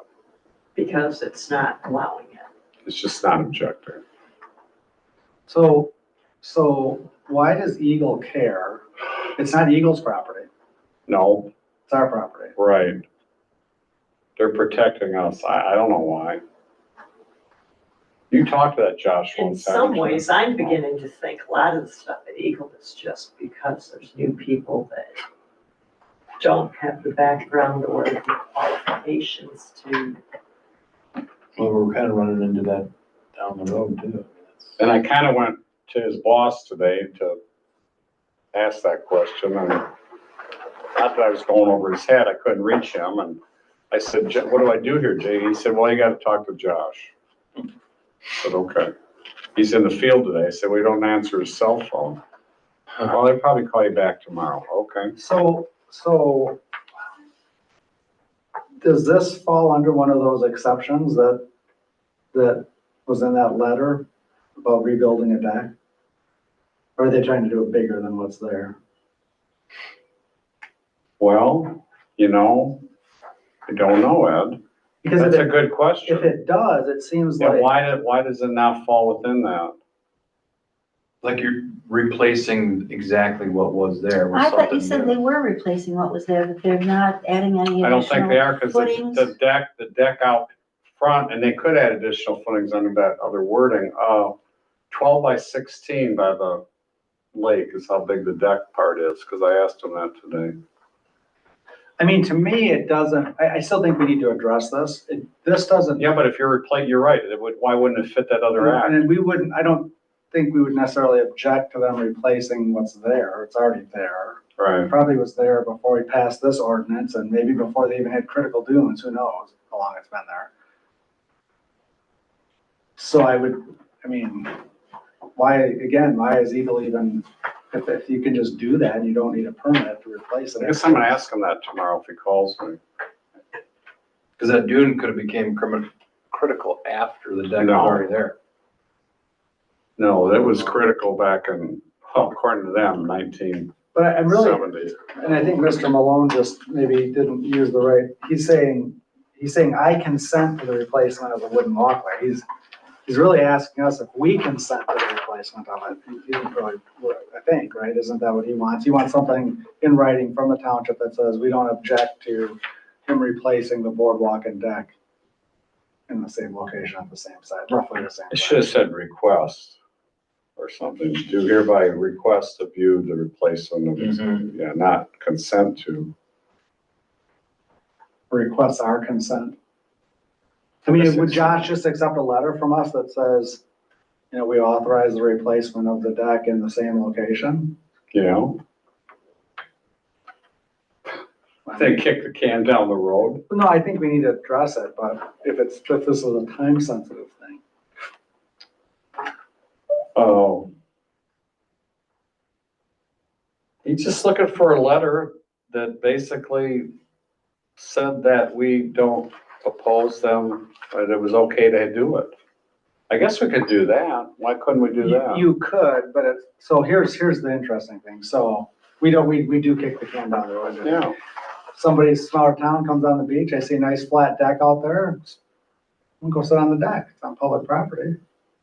Right, I mean, at that point, there's gotta be something that talks about, you have this easement, or there's something. Yeah, but does there?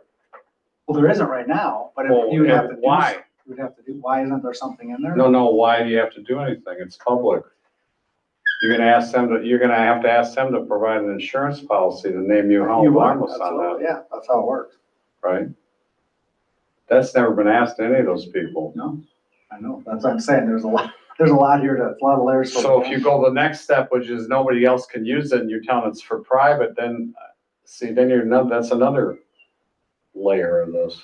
Well, my guess is it becomes a future court challenge with, well, how come the dock has to be public and non-exclusive, but these folks over here, That's why I think you can't do two separate things. I think it has to be, you say on one hand, like I said, the dock is for non-exclusive use by the public, but now we build a deck and a walkway, but now the public can't use it. I mean, Yeah, because you could come, like you say, come with your lawn chair and sit on their deck. It's on public property. we can go sit on the land, but according to this, you're gonna go to jail if you read this ordinance. Well, no, it I guess I says, need to read through that ordinance. well, I'm just he's talking telling about you. there's some verbiage in there against sunbathing. Sunbathing, lounging, picnicking, and similar Are not allowed. statutory uses of the beach and dune are prohibited north of a line extended from the location, blah, blah, blah, 4th Street. On 4th Street going north. So, Basically, he's saying you can walk on it, you just Don't can't slow down. picnic. So, yeah, so what the Keep board removing. did was that you carved Lake Michigan Avenue into the Smaller southern part, piece. that's the park, and the northern part, which is just basically you can walk, right. except at the road ends. First offense, $50. I can't wait to find my first guy. First sunbather, I'm just telling you. So what do you think on this? Would everyone be happy if we could come up with a letter? I would like Just to get Tom's blessing to send this guy a letter that lets him replace what he's got. What exactly- Build it safe. yes.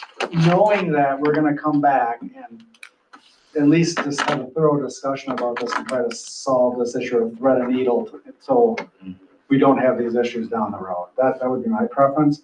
I don't know if there's a way to do that though, but I'm sure there probably is.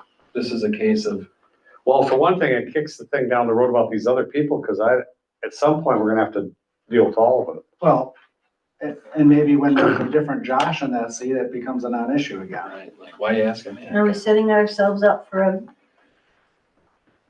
I mean, honestly, if this we're guy, setting ourselves up for something? We gave that guy a letter, I want a letter. yeah, everybody's gonna, well, so How They only got their decks, they don't need a letter. if this guy would have Until just it bought a rots bunch and of we wood. do. Well, then I'm gonna bring this part up about this act. Why are you making them why do they have to do that if they replace a bad piece of wood? Because And that's what I'm saying, I was gonna say, if this guy would have just went and bought a bunch of wood from It Home just Depot, doesn't and- work like you're supposed to. oh no, the contractor is like letter of the law kind of guy. right, but I'm just saying, if this guy would have just said, hey, I got a bunch of rotten wood, I'm gonna go buy a bunch of 2x6s and The replace it. contractor We wouldn't would do have it. never known. No, but the contractor wouldn't do it. Right. He So I'm just, saying, if the homeowner. he's I think been involved with, I think, critical dune stuff for the state Mr. Malone, before. older, Yeah, Oh, okay, gotcha. he's a hired man. Okay. and the contractor he hired is like above, like, Yeah, right. no, I would never, no. He called me right away. It wasn't like he tried to do anything. No, and the contractor has emailed the township and said, hey, waiting for you. 3 times. Okay.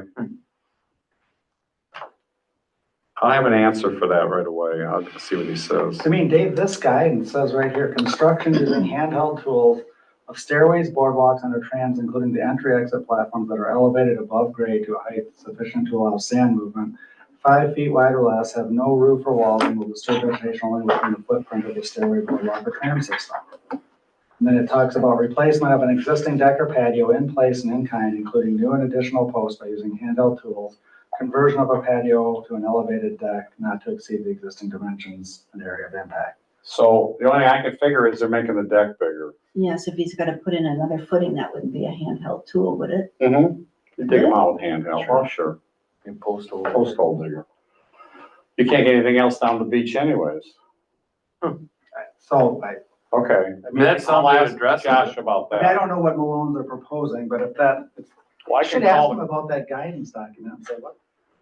Why are you making these people do that? I think that's more my question, and then okay. I mean, I'd be happy to have a conversation with Tom if we want, or maybe if we think we're gonna try to do something broader on this. Cause to me, this this is one of those sleeping dogs, you know, you let it lie, but it decided to get up on its own. We didn't. Someone's gonna get up on Somebody his own and walk away. Kick the stake, yeah. Okay, Because this will affect everybody along that whole thing. You 'Cause want to keep everybody's this gonna- for the special meeting on the 29th? oh yeah, we're gonna have to have a longer meeting. I'll have an answer by then. No, I'll have an answer by then. That'll be fine. All right. I'll get Tom to do an answer. We can do a letter. I'll call the But contract I do think this is a broader, thing. I agree. Okay. Township attorney, why is that on here? Maybe a request from the previous month and it was glossed over, so I put it back on. Okay, I should have maybe put it under unfinished, but we didn't even talk about it last month. okay. well, there was two things. One, do we know how much it cost us to defend this little, I mean, are we gonna talk about that under the Bernard? No, you can talk about it right now. How much did it cost us to? So Mandy and I are still chalking it up. Let me see if I can. It's in excess of $10,000. Oh, for sure, Oh, yeah. for sure, for sure. Because the last little bit, the last couple of months were 11,400 and some change. And we just received another bill for roughly $1,500 for Mr. Wilson's assistance and coming to court. Which I okayed because he was they actually took his as expert testimony, which helped. The second piece of the attorney question is,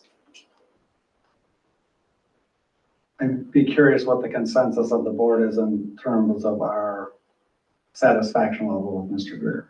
You already know mine. So Bernard legal fees, the first date we pulled that we're confident it's broken out to Bernard was August 16th of 2023 through our latest bill, I think we're missing one bill, of May 13th, 2025, the township has spent $16,443.94 on the dock. Is there any way, is there like a recovery thing like they have for fire? We need a cost recovery ordinance. No, you put it in there, he's got to, but the next time he violates, So when is he supposed to have the stuff off of the road? Can our fine be 16,000? 30 days Has it been from the 30 day the days? judge signs Here's the order. here's the problem, not the problem. So we go to court, we win. Technically, we can say we won. The judge says draft up the orders. Tom had 2 orders drafted up that day, presented to him. Okay, I'd like you to change these 2 things. One was, I'm not gonna give you a blanket, go remove this stuff and bill them whatever cost.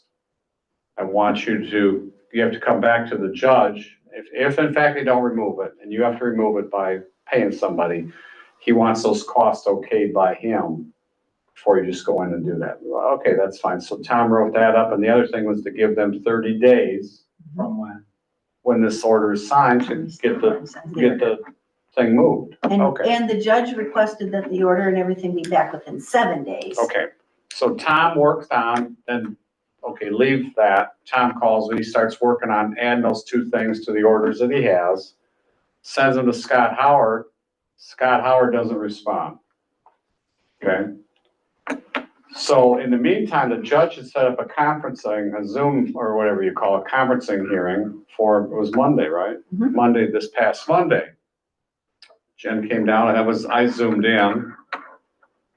He basically, first he jumped kind of on Tom a little bit. He said, we had the 7-day rule thing that was supposed to be done, and you didn't turn their things in till, and he said, Your Honor, let me explain. So I worked on this. I forwarded it to Mr. Howard.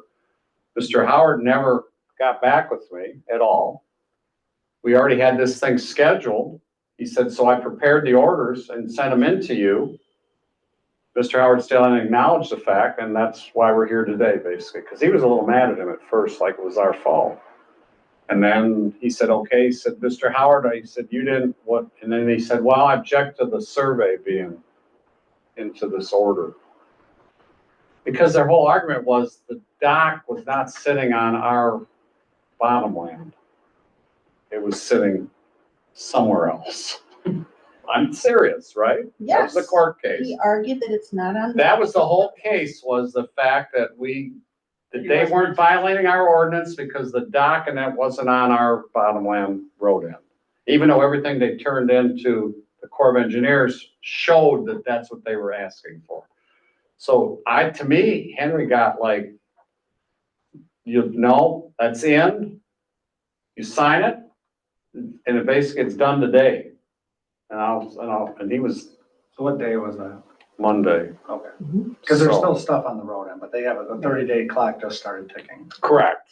So they didn't remove it, I don't know why, because they could have done it at any time in the last month. The guy's been out there. So I think the docks are on the adjoining property, but the lift is still on the road. Well, here's the other thing. I think some of the dock sections are still on arborvitae, up by the house. Oh. Okay? We have So, it surveyed, don't do we not? yes, and you can see from one pole to the other. Yes, we do. So my next thing would be to send them another violation letter, notice. I guess if he doesn't At what remove point it, do we revoke the dock and be done with it? well, I'm to that point almost. Well, that, I could not, doesn't mean I was looking in the right place. I could not find how long the permission was for. It didn't say 3 years or 5 no, years. so we never put a time limit It can on be it. revoked at any time, I believe. Yes, but it goes on, I guess, till, Perpetuity. yeah. To me, it does. I mean, that's the one we I mean, granted. it seems like their actions have merited a. Well, I don't know. So I don't know if you can do that. I can't. Well, I'm willing to give them the 30 days, that, that's been adjudicated. And after 30 days, then we have a conversation about what are the next steps. Oh, and then the judge also, Tom asked for those fees because they're in there as fines. So that's part of this, order too. He wanted that spelled out in the order, what the fines were. Oh, I know what Scott wanted. Scott wanted one order only, not two. He didn't want to do, because there's 2 tickets I wrote. One as the ordinance existed, then I went back and had to rewrite it because we changed the ordinance. Well, there was 2 separate tickets. He didn't want 2 tickets. I don't know what that argument was even about. Yeah, all he said to the judge was that we think it would be more streamlined if it was one. What I'm wondering is if that's then just one violation and not 2. And judge said no. So that we prevailed in all that, but the problem is we still spent between this and the fence. 10 grand or 9 grand on that one over there. More than 10? I think it was 20,000. I'm not positive. Because the problem is you gotta develop, and to me, it was simple. I just go to court and tell it, okay, he's on. They don't work that way when you go through this whole, and I've never been involved with a case where you had to lay out. So you have to go through the whole scenario and history. You started from scratch. And it took forever. So we're closing in on $40,000. Oh, it's ridiculous. So I guess to put the Bernard thing to bed, No. once the 30 days has expired, Follow the they judge's should have order. paid the fines, right? They Correct, should have everything off of our road. correct. So, And if they're gonna put a dock out, we need a certificate of insurance again. so I guess I'd like to know what the 30-day, when When in it starts. June is that? Yeah, And then on day 31, we go out there and look and check with the clerk and see if we've gotten, and if we haven't, then that'll be in time for our June meeting, and I think we need to have a conversation with Tom and find out what our options are at that point. I'm hopeful they'll just comply and this, won't have to worry about this. correct, But if they don't, yeah. I don't wanna, be here in September talking about. No, this. I don't wanna do it anymore either. Okay, And complying hasn't really been this strong. No, and the only way the township could ask for fees. is if they now, If he does it again. Now, in the face of this, now he's being blatant and belligerent, and the judge would most likely consider adding attorney's fees. when you're arguing a point about they just don't do that. And I didn't know that, but it makes sense. A criminal thing or civil would probably be different. I asked Tom if this should stay civil, or should we consider making it a different ordinance where we had more teeth and an ability to recoup costs, and he said, you don't want to do that. So we can have the rest of your conversation. How about can I move on? Yes. Okay, Ragnar requests for permission. I don't know. Do they need So our, well, they sent an email I know. saying, hey, we're coming through, here's our dates. We would like a letter of permission to come through your town, which. I've never asked that before. First year They come through like in the middle of the night. Well, Well, yeah, this will be. this will be earlier. This will be in the daytime though, because They they're. switched the running route. it- Oh, running the route The backwards. runners. Yeah. Ragnar runners. So they've never, as long as I've been here, as far as I know, they've never asked for They got those little permission. blinking lights all Yeah. on the road. So do anybody have a problem with giving, I don't know what permission we can give them. We don't own the roads. Well, that's what I was wondering. We don't, Did they ask for anything? Like, I remember one year they used the fairgrounds for like so they're not, water. Are they using your place this year? yes.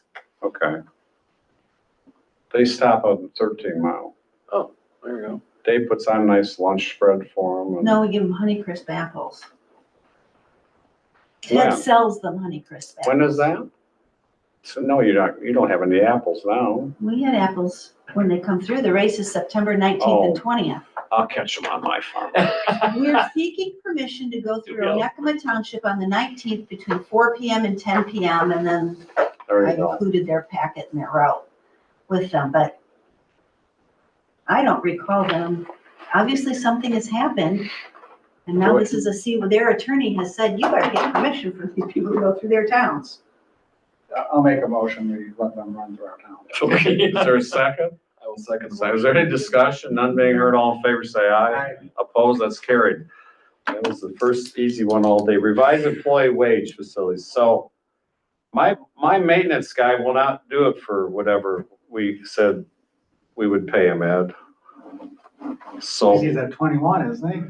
That 21, unbeknownst to me, an additional or previous or something else.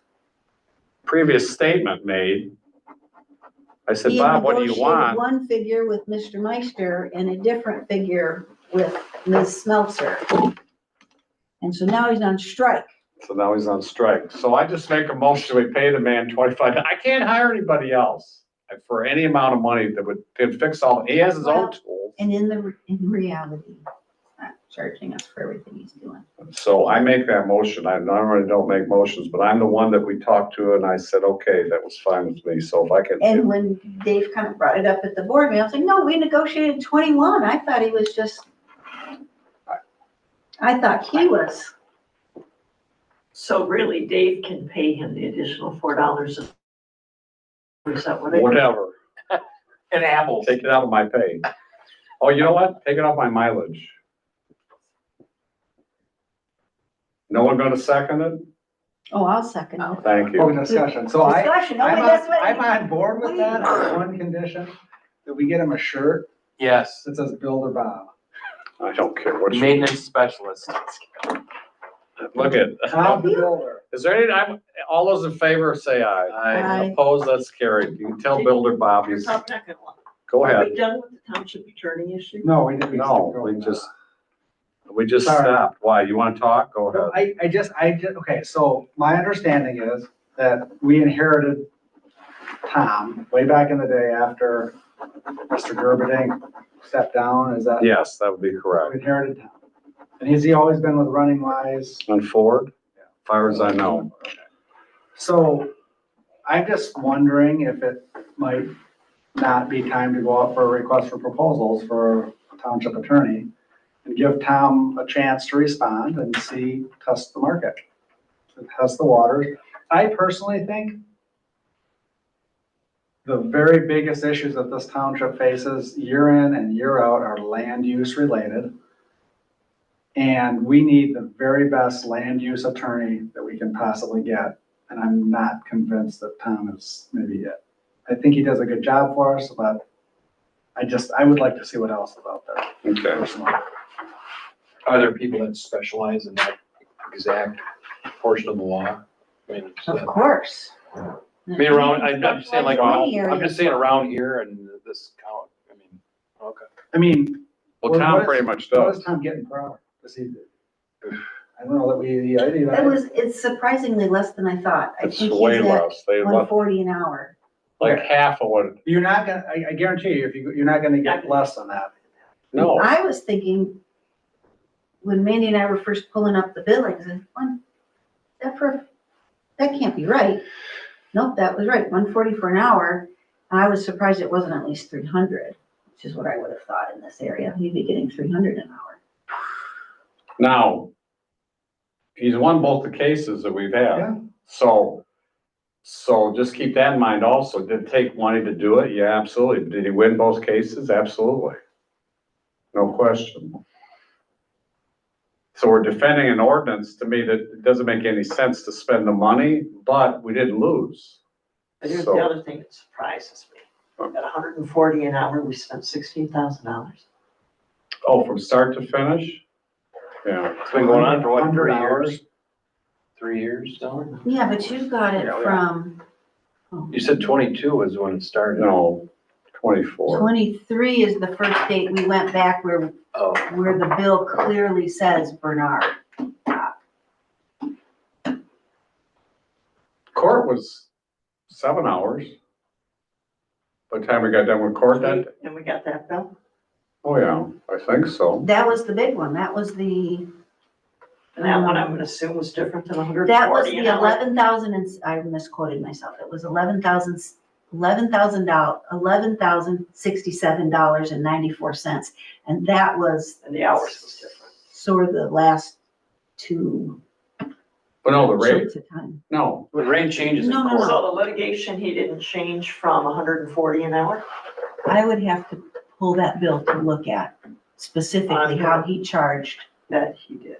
court time per versus something else versus, I don't think so. I mean, I'm not gonna say without her looking, but I would think he probably charged travel plus his hourly rate, but I don't think he charged any different going to, I don't know that, I should say, I guess. right? I don't, without pulling it, I don't wanna speak out of turn. No. Yeah, and I would be, I mean, 140 to me sounds like, Pretty good deal. what it sounds like to me is that's his admin's time. Like if he hands something off, that would pay him 140 an hour. Oh. And if he's charging 140, I am astounded, but I can't believe. Oh, no, he is, because I've looked at the bills with all these conversations we had, it's conversations with him. It's not talking to somebody else or handing stuff off. Most of this is, other than preparing for the court case, was just office time. So the question becomes, But so, is a different attorney that charges presumably more efficient that's in why. getting to the same endpoint? I don't know, maybe not. That's the most animated at court I've ever seen him, when he did his closing. But if I have an attorney that can do the pleadings for a case in 10 hours as opposed to 25 hours, they can charge more money. And So how do you Without compare looking at- apples to without apples, look- right? Yeah. well, the point is, if you go out for a request for qualifications or proposals or both, whatever you want to call it, and just see what's out there, I don't know. I have no I mean, problem. the other way of doing it is say, you know Joe in XYZ Township, and they have tons of land use issues, and you've got a crack attorney who knows the stuff inside and out, and you go talk to them, and, I mean, I don't. No, that's fine. We just need I- to put together something and send something out. Well, you should check around anyways, right? You Yeah, should check your absolutely. car Every once in a insurance while, every you few need years. to- You should check your rates and see what we're getting. So I know, it's worth a conversation. I've got templates for requests for proposals for. Why don't you put something together since you brought this up? and you got I'd be a couple- happy Yeah, to, if that's the direction that the board wants to go. And I don't want, I'm not unhappy with Tom, I'm just like, I feel like we need a really, really good land use attorney. That's where I'm at with this. The other stuff is, the base, review this contract, look at this liability, whatever, that's fine. But when it comes to these thorny land use issues, we need somebody who is just at the top of their game, Okay, I think. yes, so you feel the same way? Yes, I yes, think we should. okay, Let's check it out, see what's out there. fine with me. Trespass wetland status. Oh, this is PPI, No, Porch Point Road? this is our friend out at the.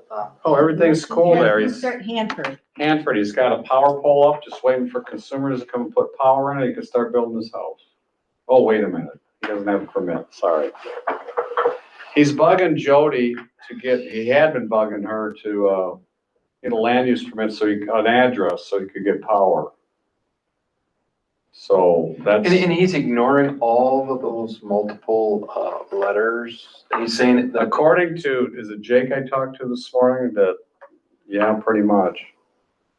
He's like, it's it's like it's not some real. other guy told him something different. It's like yeah, Like everybody's kind of teasing him. they're just going ahead with prosecution now because. They are, okay, well, that's. Because I said, so what are you doing? He goes, well, he said, we're just going ahead. He said, because He's ignoring them. So they are taking some action. that's what he said. But he said they can't issue a cease and desist order?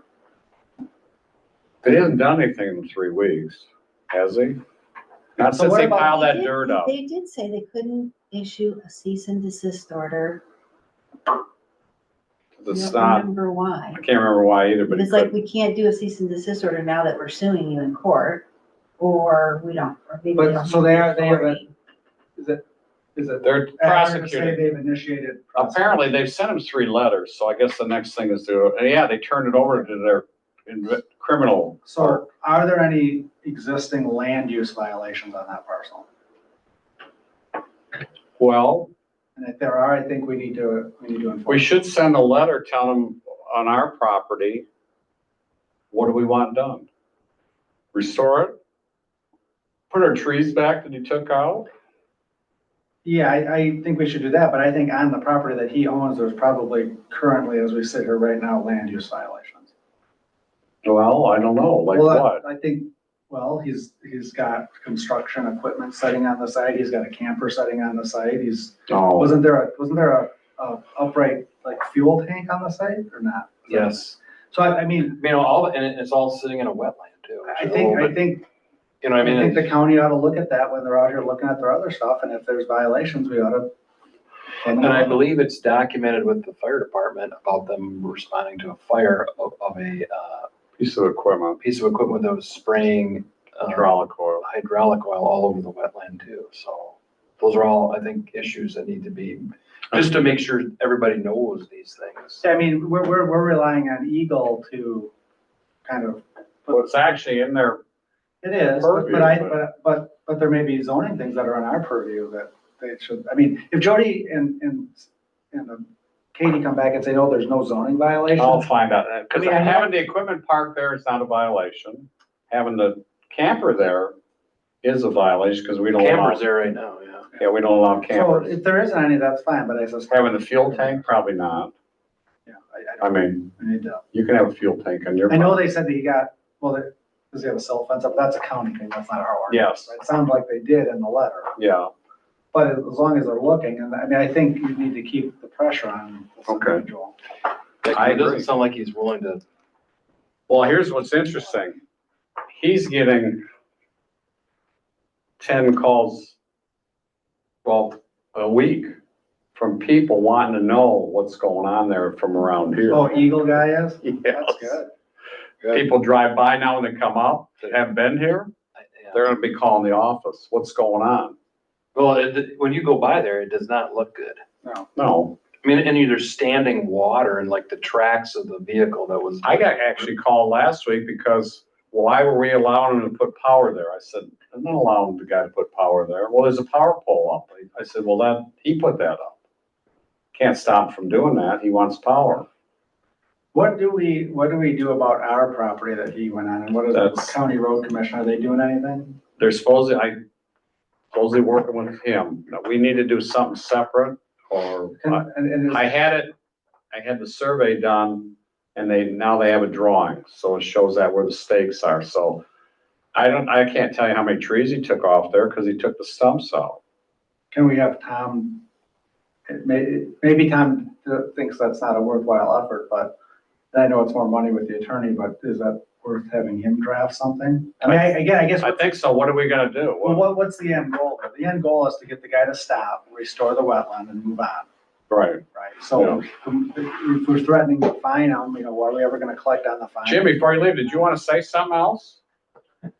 I'm mostly listening, but Okay. when I do hear about the rest of it, I just really don't wanna hear it kick the can down the road. Okay. I heard that Well, that's, a couple times here today already. well, that's what we're doing on the one thing. It's just, I don't, yeah, we'll have to fix it and I don't know, whatever. All right, good night. Thank you. Same old, but Okay, thank you. need to hear something about it. Okay. Has the Hanford thing only been going I gotta since sit my January of this over. year? Oh, boy. Yes. Just since January? Yeah. I think he started in the fall. I have to look back at my email. Things started showing up, parked in the woods, kinda. Oh, there wasn't snow on the ground. You're right. Right, It was in the fall. Oh, yeah. Because. Cause I was getting messages like, hey, is there somebody camping down at the And hill? that's the first time we had somebody look at it when we had that meeting with Beck. Yeah, at the beach with the other sand dune guy who I realized at that time was gonna be, just whatever. He's a younger guy and the sand will always win. Very critical. All right. Recycling, we already talked about that. We don't wanna discuss that unless, Well, no, but Matt said had an update from Green Team, which, I don't know, did you already give that? Well, just the one that when I went to their meeting, I sent everybody an email about it. They were basically just saying that it was in their purview, it's a temporary site and that we need to move off of their property at some point because they're hopefully getting a grant that would allow the whole thing to be moved. And that's kind of the way I understood it. I was asking the questions. That wouldn't surprise me. And I was asking the question like, oh, well, would it be something that we could rent from you? And they were all like, They were all in favor, everybody there was in favor of the big giant trailer stand. And I said, well, I know the Onekama School District Superintendent came to our meeting and talked about, they don't have the personnel to do it. It's off the school site. They don't want it on their site. So I talked quite a bit about it and there was a couple members that appeared to be very knowledgeable of recycling programs. And that certain areas know how to do it and certain areas don't. And basically saying things like, well, it's supposed to be here in this parking lot. Where? Here. Who said that? Janice? Yes. Well, I don't have much to say about that. I'm just reporting what I was told when I went to the meeting. Where does it say that anywhere? I don't know. I'm just saying I was trying to be very, listening and understanding and talking openly about the concerns of what's been happening. And that the issue with the big trailer was a major problem that we could see. And then if we're not having it back, that eliminates a bunch of it. But they were very pro having the trailer there, and apparently some guy comes around and inspects all this stuff. I thought, really? Boy, they must go by pretty quick. Well, Carla hasn't been back to one of our meetings since that one we had. Right. I find that interesting. So, yeah, and she was, cause I asked about more of those containers. If we did not have the giant PCA trailer there, could we get several more? And it sounded like a potential thing, but not a slam dunk by any means. And the fact still remained that was a temporary site and that they would be getting moved one way or another, And they're seeking this grant to do it, but they are saying they don't let it become a surprise when August rolls around and it's time to move them, and then we don't have a spot for them, so start looking for another site. So that's how I took it. At that point, the other site might be back at the waste haulers facility when we opt out. Yeah. So, and then some people were bringing up like curbside recycling, they pay, and I'm like, I don't know how they would do it. You could not. It's too There's rural. no possible way you could afford that. Yeah. With the density that we. And I know apparently Arcadia's got a blue ribbon program where how they're running their recycling. I don't know. I've never Blue ribbon program? Get out of here. Would you like a piece of candy? So I'm just saying that they apparently haven't had any issues with anything up there. So that's what I, They've had no issues. yes, that's what I gleaned from the meeting. Would you like a piece of I'm candy? good, thank you. Which one? Doesn't matter. You want Snickers, chocolate, or heat? Just whatever.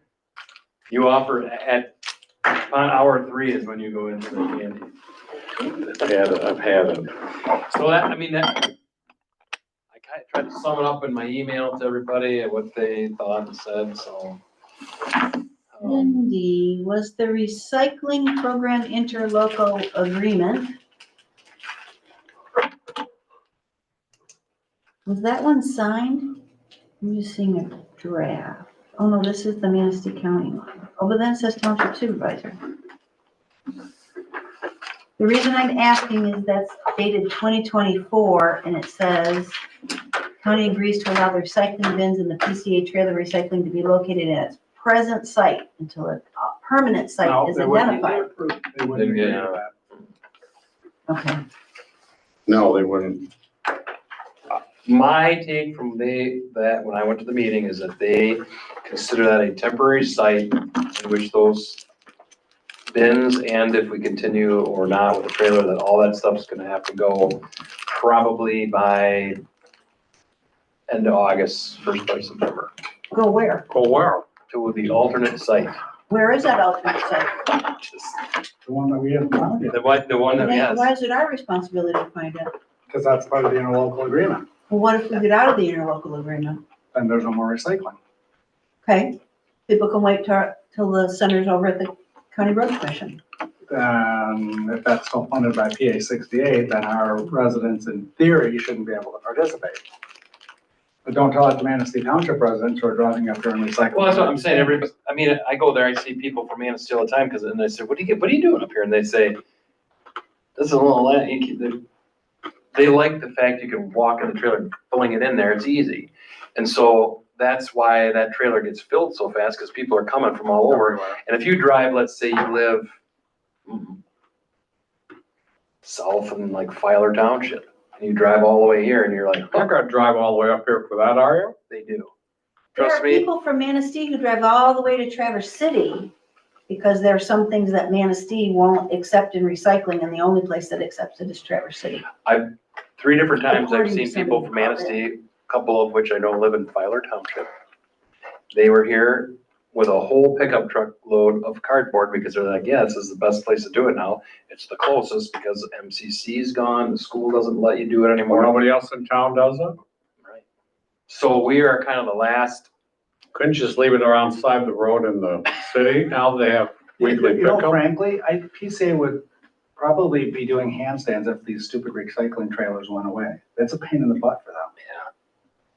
They're doing it as a courtesy to the schools. And that's how, Well, in my knowledge, it Let's started do out our with friends at schools. PCA a favor and let them have one Yeah. less We trailer already to did. deal with. Yeah, we already did it, so. Earlier tonight. That's Yeah. correct. So that, I mean, that's, and I know it's easier to come with your truck and dump it all off. Well, if you come all the way from Filer City and the thing's gone, you typically, what I think happens, are like, well, I'm not going back home with my truck full of cardboard, I'm gonna leave it here by the steps. And they unload it and drive away. I mean, it's just, and it's even worse No in the. trailer, no steps, no And it's problem. right, and it's even worse in the winter because when, somebody does, even let's say they only leave 5 boxes behind. It snows and they gotta wait for the plow guy to You come. cleaned it up then. Yeah, a couple times, and it's like, then you got the cardboard is all mixed in with the snow that the guy plows, and then it's like you got a box thing sticking out like this, and you're yanking it out of there, and when you finally yank it out, you see, ooh, there's a lot more down there. And then it melts and blows all over it's a mess. I dealt with this, we did it for years at the school, and it was you're right, it started out as a school, a fundraiser for the schools, and we were doing well with it until the kids started the thing on fire. And that was the end of our Well, recycling. as of July 1st, so the city's been running Yeah, PCA trailer every other weekend. Yeah. For like 4 hours at the city garage, and they're manned, the city staff. Somebody oh, wow, man and staffs it, They yeah. man it, and you have to show ID that you're a city Yeah. resident. Oh, wow. We have the commingled containers over across the way. But anyway, starting July 1st, we're going to curbside recycling. Those Wow. commingled containers are gonna go away. Go away. PCA trailer's gonna go away. It's just gonna be curbside. So that's gonna put even more pressure because there's a lot of businesses that like to bring their cardboard and dump it Yes. in the trailer. And they're not gonna be in the recycle thing? The businesses aren't? No, they don't get, they can recycle, they can pay for it. That's not, it's residential curbside recycling. That's what the state is mandating. But not a giant truck, you can just walk in with giant boxes. For the downtown businesses, they have some cardboard dumpsters, because it's a central collection location, though they have to bring their garbage to those dumpsters. But, Do so you think I you're gonna think, see more trash just laying around now when that happens? No. no, I think what'll happen is people that have totes right now that are barely using them will go to bags, because there's a bag option, which might mean a little more garbage if the critters get into them, to try to control their costs. That's what I think will happen, but until we see, we don't know. But knowing that now, if that trailer was to come back, the amount of cardboard that would be coming there would be probably 5 times greater or more. And it was already, I mean, shocked at the amount of cardboard going in there. Yeah. So, Okay. but that's my take from the meeting. So is Carla the right person to reach out to and say, hey, we want some more of those big green? We're not bringing the trailer back. I'll tell her tomorrow. Good news. We're not bringing the cardboard trailer back. Bring more little trailers, because next weekend, Yeah, it'd be nice to have a couple extras or have them all emptied. they'll fill them up. Yeah. They will. They'll fill them up. Yeah. That's all right. That's what she gets paid for. Isn't she the coordinator? I'm not the Yes. coordinator. You know what? Call Janice. Tell her. We need a few more trailers. You're on good terms with her. Let's She's just say talking to I'm very me. politically correct. She's not talking to me. She won't talk to me this year at Arcadia Days. That's right, you got kicked out of Arcadia Days. I'll never go back. I'm fine. Portage Point NSUP, I guess we already talked about that. Devote compliance order. So you're saying, so we're going out there. I don't know if he's ever gonna do it. I agree with you, Ed, that maybe, When are you going out there? well, the guy from the county, not until the first weekend. Well, it's after Memorial Weekend, so I don't know what to do. I called him twice now. I said, you gotta put your fence up. Yeah. No, another fence has been put up except those 4 sections. He did get most of the stuff out of the thing, but it's still a But mess. did you guys ever? Did an inventory on the cars. Okay, Just- but they're just- still Hey, sitting in his front yard. I went by and I Well, those counted, all have plates on them. Ones in the front yard. The ones behind the Do house, they have valid registration? And you said some are historic, right? most of them are historic plates. Okay. So they're There's good no for limit- 25 There's years. no limit as long as it's a registered plated car, right? well, Anyways, Yes, that's a You true got- so- statement. so And what- boats, he's supposedly only supposed to have 2, but we also said, put the boats behind and cover them up, shield them, and we're okay, but he hasn't shielded them. You can still see them all. oh, they're parked right in the So- road. when you guys complete your site visit, I think we just tell him, you gotta do this, or we're just gonna go back to court, or get them towed no, away. we don't have to go back. Oh, no. We need, if Hire someone to we're gonna, hire. I would very much like to see us hire somebody to put the fence up. There you go. And just put it on this text. That straight fence guy is pretty good in there. I mean, when you guys finish your report and we meet in a regular meeting in June, I think we need to, decide what to do and do it. And I can make some contacts with people or whatever, with fence companies before that point, just to say, yeah, they'd be interested or not. But he's never gonna get that put up. Guess how much, Jamal? And It's been what? I mean, a while. we've had the consent order for almost a year, I think now. Well, it he's needs put to- up a couple sections on It needs to get done. yeah. And these 2 properties, the Portage Point Inn and Lake DeVos, they just, Feed so up. I'm glad, I mean, I went to the planning commission meeting and it sounds like there's gonna be some progress there with Duncan cleaning that stuff up. I don't agree that he should be able to leave the sheet pile there either, because until that injunction with the concerned citizens gets filled up, he can't even move ahead with that. So I'd be willing to let him leave that stuff there until they get a new special use permit or a revised special use permit in place to see if that's part of it, but that, But we've also I told him to work on that. And I told Bob that. I talked to Bob today, because Bob called me today. And Is he what's, back from Mexico? yeah, he's in Colorado now. He'll be here next week. Why he called was Dave called Duncan and basically chewed him. Yeah. You know, so he called me, he said, hey, I said, Wallace called. I said, yeah, Bob, and this stuff needs to get cleaned up. It's just too long. It's gotta be done. He said, we got a dumpster coming. I said, you know, it's just a mess between you and next door neighbor. I've got two burning issues that nobody wants to, you know, then one's blaming the other, or I'm not doing this till you do that. I've heard that a couple times. And I don't want to hear it anymore. Said, you know, no, he was probably very forceful with Duncan. He said, well, he kind of, you know, I said, what? It needs to be done. I mean, don't, you know. At some point, you gotta kinda, I guess, put your foot. We can't be Mr. Nice Guy forever. I think the time has come for action. There you go. We'll There you just go. leave it at that. That's Well, true. I think cleaning up the ball field is a visible issue, but I think there's a lot of things going on there that are in direct violation of that, especially this permit. The way it's written? Yep. Well, it might be, we've kind of handcuffed, you gotta rewrite it. You've handcuffed him, go along with that lawsuit, you've handcuffed him by steps. We didn't handcuff him, no, I don't mean, we didn't handcuff him. He's handcuffed because of the way things have worked out, that he needs to, can't put improvements on the marina until these other things are done. Can't do the other things because we don't have a sewer. Can build a sewer, can't tie into the village. So I'll say what I said at planning commission. I agree that those are issues that are his issues. Those aren't our issues. No, We have special use permit. It lays out what can be done and can't be done. If there are circumstances that are not allowing him to do it, then he needs to rectify the circumstance, or he needs to rectify the standard use permit. correct. However, there are things that have been done and or are rumored to be being done that have nothing to do with him being handcuffed, that are potentially blatant violations. Okay. And I don't know if it's not understanding. I have no idea what the reason or the motivation is, but Okay.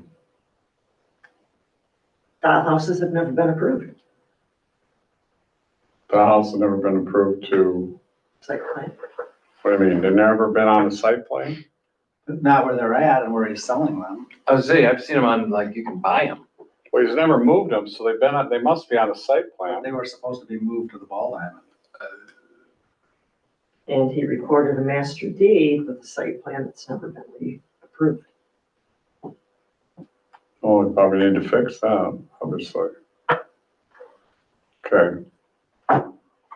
As I said, you got all these other issues, so I'll try one more time, so you know I'm trying one more time with the village guy and the sewer, but I don't think that goes anywhere. So his solution is to build a plant on the ball field and eliminate the building. Put in a batch, or whatever you call it, little batch reactor or something for just their facility, which would work fine. I don't think you can allow anybody else in. I don't think you can make it. As I recall, the original problem, when Mr. DeVoe had the porch point in, that he was willing to put in the sewer, but he wanted control of it from PPI all the way through till it hooked up, right? So that if you wanted to hook up, you had to Well, pay Mr. DeVoe. That wasn't even what killed it. What killed it was he hired Norm Griswold to do it. And the village said, that's fine, but you're turning it all over to the village, because they'd be the owner, would pass through from us, because it was put on township property. We would just say, here you go, village, you own the pipe, It's your asset now. it's your asset. And the village said that they were fine with that, and said, we just want to have our engineer supervise the work as it's done with somebody and he said, I'm not paying for that. They said, well, yeah, you are. He said, no, I'm not paying for that. He said, Norm Griswold, he's a good guy. And they said, no, our engineer's gonna watch this. It's like a couple $1,000. And they said, nope, done, move on. The pipe, if I remember, was to put it in at that time was $650,000. Steel. Compared to now, absolutely. And the township paid. To upsize the pipe to Little Pipe Eden. from, yeah, to Little Eden. So we paid the extra I think it was $6,000 or To $8,000. eventually accommodate some kind To of. potentially accommodate an increased flow in the pipe, we paid to upsize it from 4-inch to. Cause it terminates at Little Eden, right? Correct, because the lead signed up. Well, that was another, well, whatever, we don't want to get into that. I don't want to say that. All right. Bernard Dock, Violet, where are we? Bills. Yeah. Oh, no, yours. Oh, there's two, yeah. So Windows 10 is at end of life September. Right. So almost all of our computers can be upgraded. Okay, For them to come out and do them, because sometimes there's complications, it's like $300 per computer, and I think it's worth doing that on them. The one question is, there's that Parks computer, used to be the planning and zoning computer, that's really old, can't be upgraded. Does that even imagine get that. used? I know. That's So not me. that one's gonna go away then, because unless we decide to replace it at some point. It's not. It's not, you might as well buy a new one. secure. Right, but I don't know if we want, that's not part of this. If we do need to buy a new one, we can bring that up at some point if somebody's using that, but they're not. Okay, So I'll just let them know to go ahead and get that scheduled then. What was okay. the other one? Earned sick time, Earned Oh. sick time. So, Do you need approval on that oh, VC Upgrade. Upgrade, yeah, we probably should. so moved. second, Second. discussion. None being heard, all in favor, say aye. Aye. Opposed, that's carried. So we'll need, look, it's the laptops too, so we'll have to schedule that. I'm not sure when they're gonna come out. Then, So the Earned Sick Time Act, that was a citizen initiated law that the legislature adopted and then amended in the same session. And then the courts finally said, no, you can't do that. So it went into effect as it was written. But then the legislature amended it right before that. So there's a law on the books now. is it different than the original one? Yeah. a little Yeah, bit. yeah, we posted, Okay, under the required But date, the- we have it posted. We it have applies posted. to only employees, no elected official, correct? That's the way I understand. I just want to make sure that Okay. we're accruing in the payroll system what So- we're supposed to. Or if I read it right, if you have less than, do we have less than 10 employees? You count fire department as employees? Yes. No, you got more Then than we 10. don't. Then we have to do, We have the 2 deputy clerks are employees. yep, and Bob. Bob's gonna be an employee, and then you got 9 parks. We don't have any employees on parks. Who? Gene The Kavanaugh. people that, Oh, Mariah. no, Mariah. We You have, got 15 or it looks like you 16. can choose 1 hour for every 30 hours for their minimum accrual. And their minimum paid sick time is 72 hours in a year. And if Gene is considered a seasonal employee, then you can have a 120-day period that if they work less than that or something, you don't have to do I didn't sick even time. think about I was Gene gonna being an say seasonal, employee. they have to. So is Mariah. Right, so depending on how we implement this, they might not have to be involved. And But- Faye, right, Faye, yeah. She doesn't work enough. But isn't there the option of like just paying up front as opposed to? Right, that's what I'm all the saying, you can- accrual? There's a lump, like in front loaded or something. Right, which is, I think. Well, this is just the required posting. Look, I'll know more. Okay, after My the June class. 24th seminar.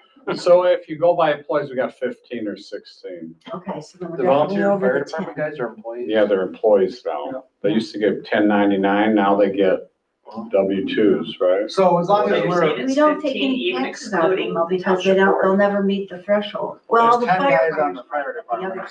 Thank you, I didn't know. Faye will never meet the threshold. Faye won't? Uh-uh. No. Yeah, but the deputy clerks do. Yeah. And They so- would accrue the most. So when you come back from your education session, I- all illuminated, then we will maybe Great. deal with it. We might have to go back retroactive though to do stuff. Correct. That's all. Okay. And then individuals can opt out of this somehow and just get a paid. I don't think so. No, the employer. No, the can employer can front load say, it, I'm saying, either "I gonna, don't wanna I'm either gonna accrue it." track your hours Or I'm gonna get with your. this worksheet, Give you the money. or I'm gonna say, this is what we're gonna pay you. Is that cheaper? We don't know. You don't know till you do it. But it's, How many hours of monkeying around? there's a lot of administration when you approve this stuff. You can set it up in BSNA and do it, but it's still kind of a pain. And it's just, we just need to make sure we're in compliance is all. Okay. Bills, we make a motion. Public, oh, I should have public comment first.